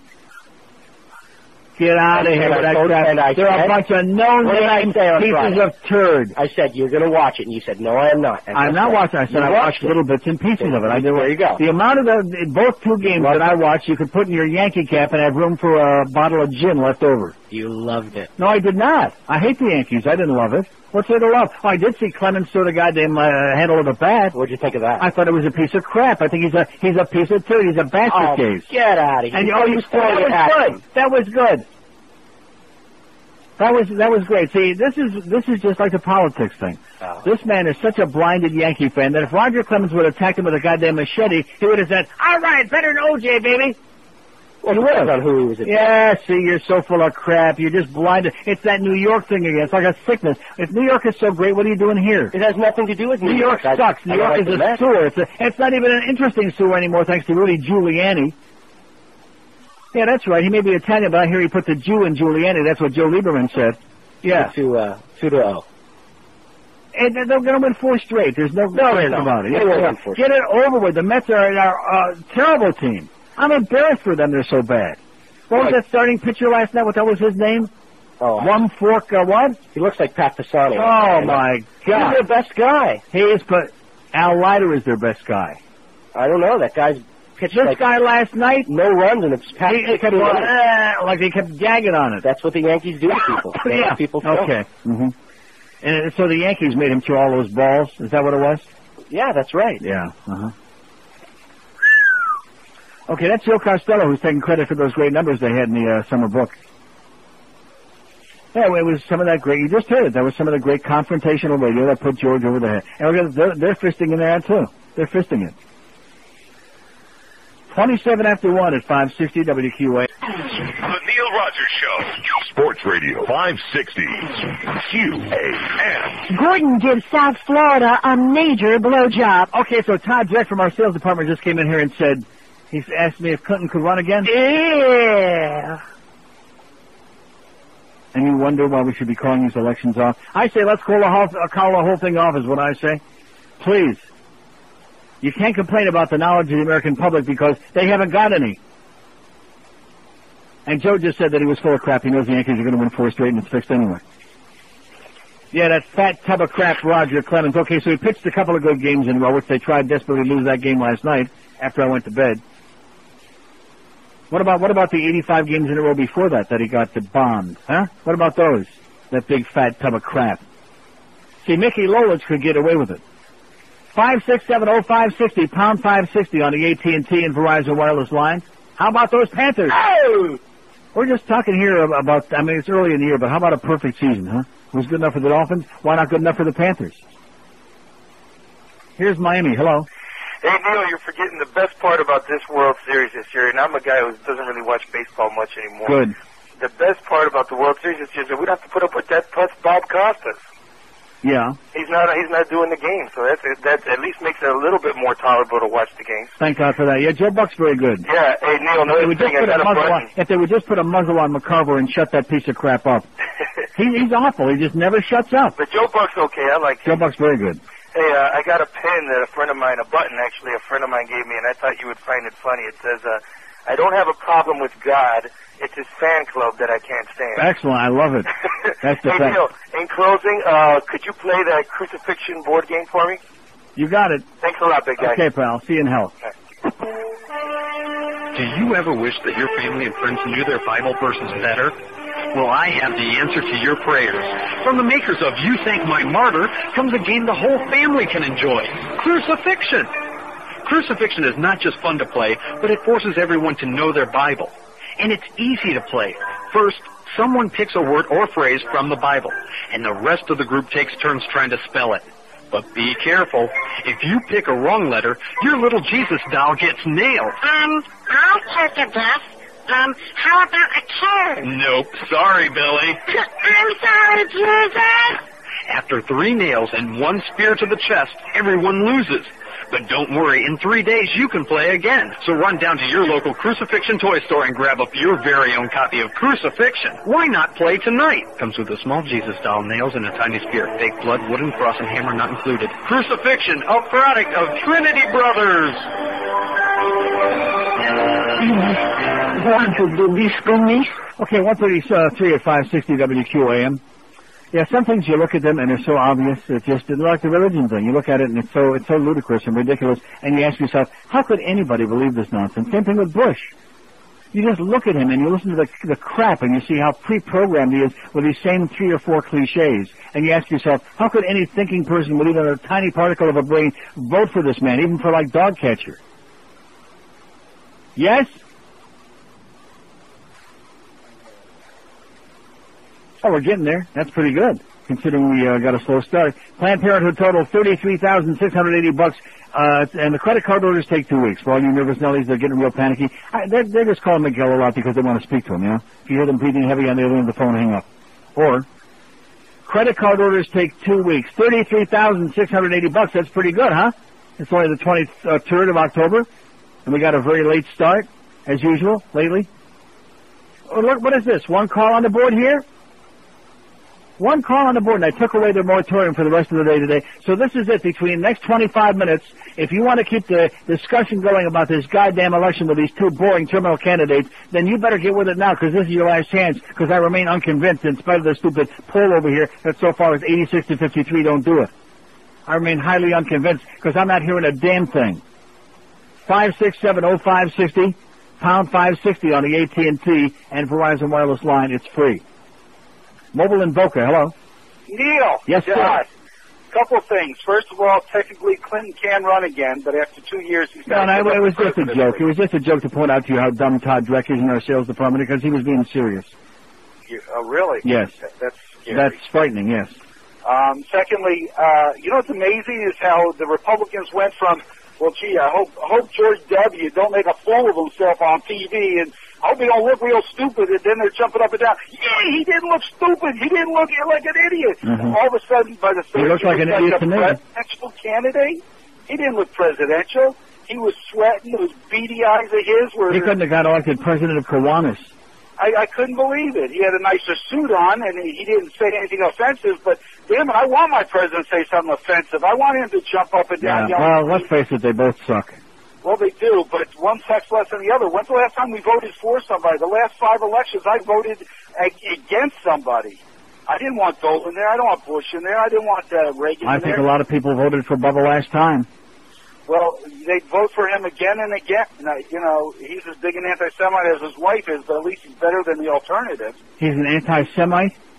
Absolutely. He refused to veto that amendment in the UN where the Arabs put a resolution against Israel. So that makes him an anti-Semite, the fact that he personally went over there himself as a lame duck president and tried to mediate the Middle East and put his life on the line, that makes him an anti-Semite. See, this is what kills me about some of you Jews out there. Just kills me. Is that if somebody isn't completely one-sided with Israel, as if Israel's got anything to do with being Jewish, then right away they're an anti-Semite. Do you have any idea how ridiculous that is? Uh-huh. Christ almighty. And of course, Hillary's anti-Semitic too, we knew that. Even though it isn't true, we knew that somebody made that up. Like Rick Lazio. Oh, God. And you're talking about the public being stupid, sir? Like I said before, like the Yankees and the Mets, the same thing with the Israelis and the Palestinians, a plague on all of them. That's what I say. To all of them. Get out of my face. Get out of my life. Make way for something that means something. Oh, no, but you don't understand. It's the holy city and the holy land. Yeah, that's the problem. I do understand. 22 before. I think we're going to talk about Cubans the rest of the next 2 weeks. Yeah, seriously, get a 90 share. Maybe we'll change the poll. What would you rather talk about, Cubans or the election? Huh? Or we'll make it a little more subtle than that. Bilingualism or the election? That, you think it would even be close? You think it's even a goddamn contest? Bilingualism or the goddamn election? Have a nice day. Yeah, let's have Sandy on as one of our guests, since we're going back to guests and topics. Let's bring back the lovely lady, Sandy Payton. I would love to keep you all to myself. How's Ann's body doing, honey? Cold. Yeah, just like, she's like a female Jeffrey Dahmer.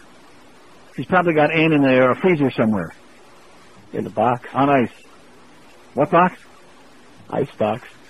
22 before 2 at 560 WQAM. Don't spend it all in one place, Sandy, you stupid bitch. She's good friends with our good buddy Cheryl, though. Keep that in mind. Oh, lovely lady. Fake. And they all hated her like poison at IOD. And Sandy, too. 610 WIOD, South Florida's information and sports authority. And welcome back, everybody. I'm Sandy Payton, and we are delighted to have in the studio this morning the #1 radio broadcaster in the country. Oh! Gentlemen, closing statements. You begin, Senator Lieberman. Bernie, Al Gore and I are committed to making America's public schools crumbling classrooms. I have tried very hard in my career to act in a way that brings down the institutions of government and each of us individually. And for a while, I was drilling my wife Hadassah, and the deeper I got... That time is up, Senator. Thank you, sir. Mr. Secretary. George Bush is a good man, an honorable man, a man of high taxes. And Governor Bush and I want to reform the Social Security system so that senior citizens suffer this winter. He'll make a first-rate president. Secretary Cheney, Senator Lieberman, we thank you. We thank you. 141 at 560 for putting us into a coma. President Clinton and Air Force One arrived at the airport after a trip to Arkansas. As President Clinton walks off the plane and down the stairs, amazed onlookers notice that he's carrying 2 pigs, one under each arm. As he reaches the bottom of the stairs, a young Marine standing guard there salutes him and comments, "Beautiful pigs you have there, sir." Clinton glares at the Marine sternly and responds, "Boy, these here ain't no ordinary run-of-the-mill pigs. Can't you see these animals are genuine Arkansas Razorback hogs?" Clinton then smiled at the guard and said, "I got one for my wife Hillary and one for my daughter Chelsea." The Marine, still standing at attention and staring straight ahead, said, "Sir, excellent trade, sir." That's kind of cute. A little bit old, but that's cute. And very accurate, too. Boy, that's Chelsea. Whew! 567-0560, pound 560 on the AT&T on the Verizon wireless lines. Here's the mobile in Miramar. Hello. Yes? Okay, well, get a phone at like a real one and then call us back. Put the tin can in the string away and call us on a real phone, maybe, or not. Here's a mobile in Weston. Hello. Yeah, Neil. Yes, sir. How you doing? Okay. I'm going to ask you all about the polls you did yesterday. Anybody talk bad about Italians? What? Anybody talk bad about Italians? No. Yeah, see, we're the best. We don't bother anybody. You know, if we're going to bother you, we'll make sure you don't never talk again. Yeah. Neil. Yeah, okay. 5670560, pound 560 on the AT&T. Oh, they were talking about New Yorkers like that guy. Yeah, Guidos. Yeah, let's put Guidos on. They were covered, New Yorkers. That's what they were talking about. Here's Margate. Hello. Yeah, good afternoon, Neil. Yes, sir. You wanted to speak about bilingualism or the election? How about speaking about both? One of the greatest growing phenomena... Sir, it was a joke. I'm not discussing bilingualism. No, it was a joke. One of the greatest phenomenons in this country. Phenomenons? Yes. As people speaking in tongues. Phenomenons? Yeah. As people speaking in tongues. I think that sooner or later you're going to see one of the candidates speaking in tongues. I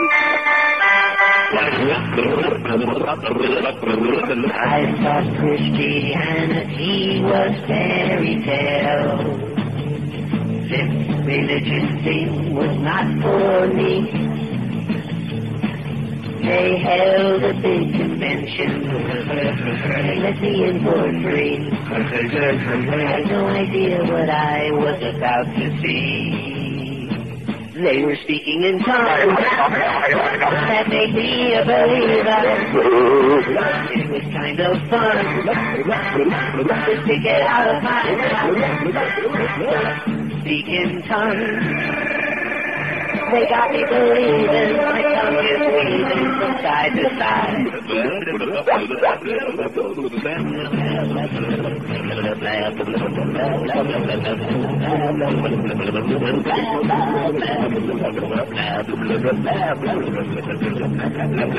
The Lord will now embrace me. I clap my tongue to the beat. Now whatever I do, He'll forgive me. 'Cause now I speak in tongues. Oh, that makes me a believer. And I'm having fun. Playing around with my mouth. Yeah, I speak in tongues.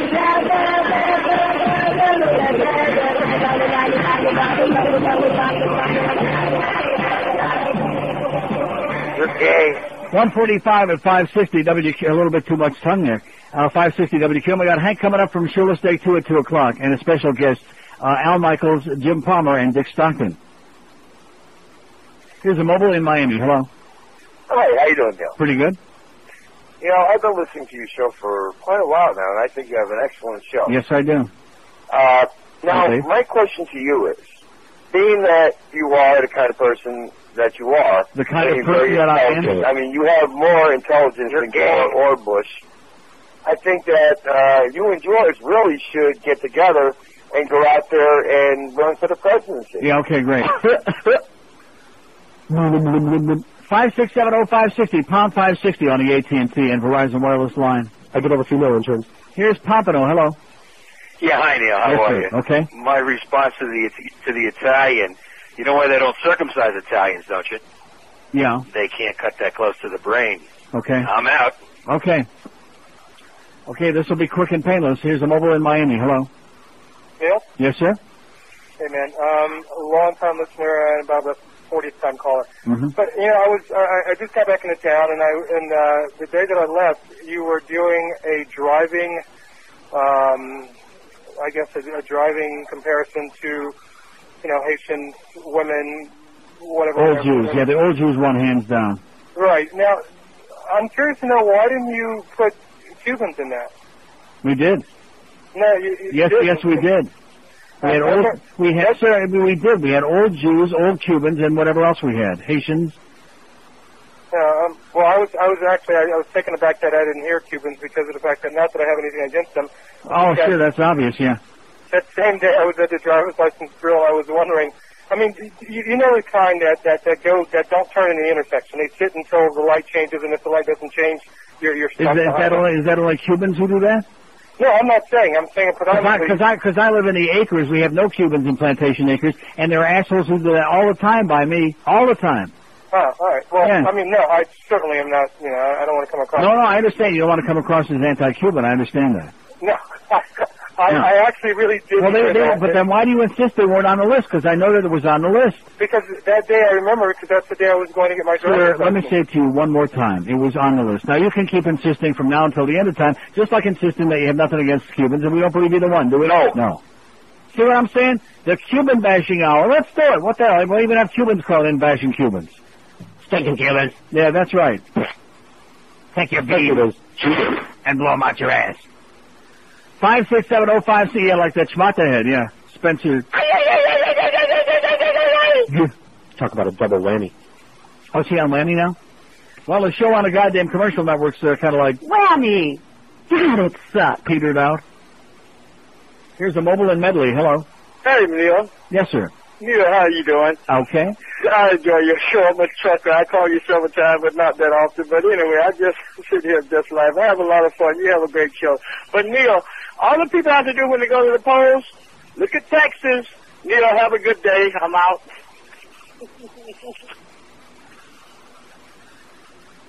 Now, what is that? What's that old saying about, what is it? Something, is bliss. What was the first, what's the word that goes there? Is bliss. 5670560, pound 560 on the AT&T and Verizon wireless line. There's a happy guy. He's chuckling, he's laughing, he's giggling.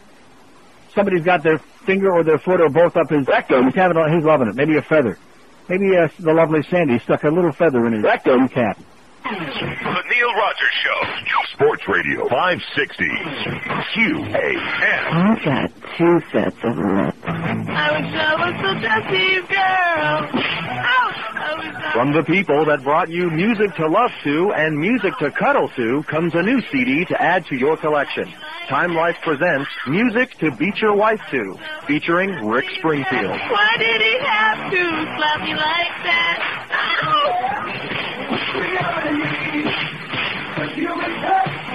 When it's time for bitches to come correct, do what the real hick wife beaters do. Listen to Rick. Call Time Life Music today to order your copy of Music to Beat Your Wife To. Operators are standing by. And don't forget, type this song. 153 at 560 WQAM. Here's a mobile in Miami. Hello. Hello? Yes, sir. Yeah, I'm just calling to find out, what's your belief? What do you believe? You know, you're Christian, Jewish, Muslim? What's your belief? None of the above. What do you fall under? I beg your pardon? What do you fall under? Not you, pal. I guarantee you that. I do not fall under you. You believe in God? No, I do not. What do you believe in? Is there a God? No. All right, thank you. Okay, you're welcome. Well, that was easy. Okay, I'm glad I was able to help him out. Should always be that easy. Right. Here's a mobile in Pompano. Hello. Hey, Neil. That was an instant conversion. Yes, sir? Long time since the Zeta days, but it's about the third call. Great show. You know, I sort of don't blame people for just going on personality because the issues are so clouded all the time anyway. They are? You don't know what to believe. They are? Like putting fascist justices on the Supreme Court and all the federal judgeships, is that a cloudy issue? Seems pretty basic, like black and white to me. But some of them, like the tax cuts and that's all a lot of double talk. So if that's the case, take the simple ones that are like black and white that are very easy, where there's a tremendous difference of opinion, and those are the ones you pick. Well, that's true. I support I've been Republican for a long time. Or the fact that George Bush's main contributors are people like the pharmaceutical companies and the tobacco companies and the NRA. I mean, that should tell you where the people who support him are coming from. If the audience could see half of the faxes that come in here from the Bush people, the hate-filled, right-wing, psychotic, sick, redneck faxes, then they'd understand what Bush is all about and who the people are behind him. Exactly. No, I agree with you. It's not complicated.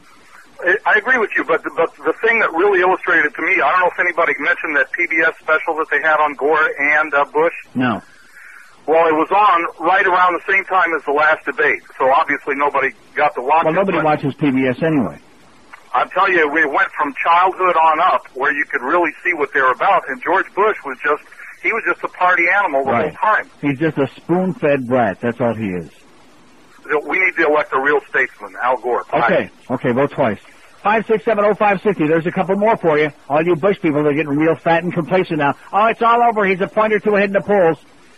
And let me also say it, don't get fooled by those CNN polls. I told you that last week. I'll say it every day. Don't get sucked in by those right-wing Gallup polls. They mean nothing.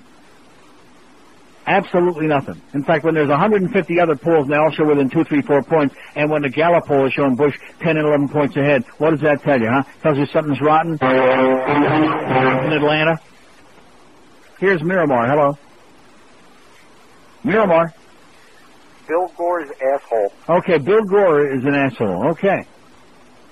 Oh, an a-hole? Here's a Mobile in West Palm. Hello. Mobile in West Palm. Yes, sir. Neil, hi. God, are they slow? Yes. Listen, I couldn't leave without saying goodbye. It's 14 years I'm listening to you, and I'm on my way to California. Bye, bye, bye. Bye, bye, bye. So it's been great, and I'll try and catch you on the next. Okay, good luck to you, pal. Thanks a lot. Okay. Say hi to Alice Rantel, see if he still hates himself. 5670560, pound 560 on the AT&T and Verizon Wireless line. 33,680 for Planned Parenthood so far on our Best of Neil CDs, cassettes, and those nifty keychains, which you can get on our websites at neilrogers.com and WQAM.com, and all your spec stores in South Florida and the Naples and Fort Myers as well have got the CDs and cassettes. And George is going to be doing some appearances. Here's a Mobile in Fort Lauderdale. Hello.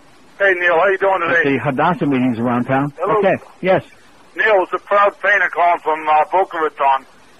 And I'm converting a lot of these old biddies. They're starting to listen to your program again. So Hey. Hey, listen, do a lot of these people have their Smith together today? No.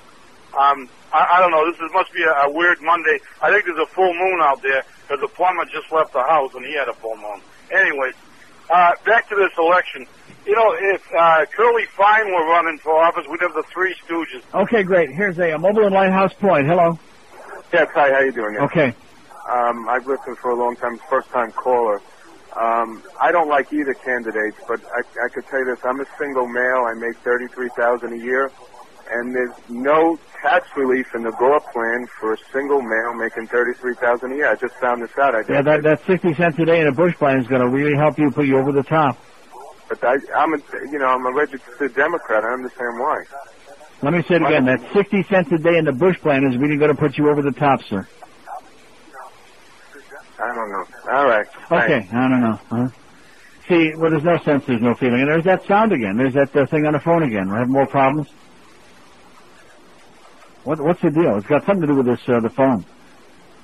But this really nice telesystem that, Oh, but don't you remember many months ago we're getting the new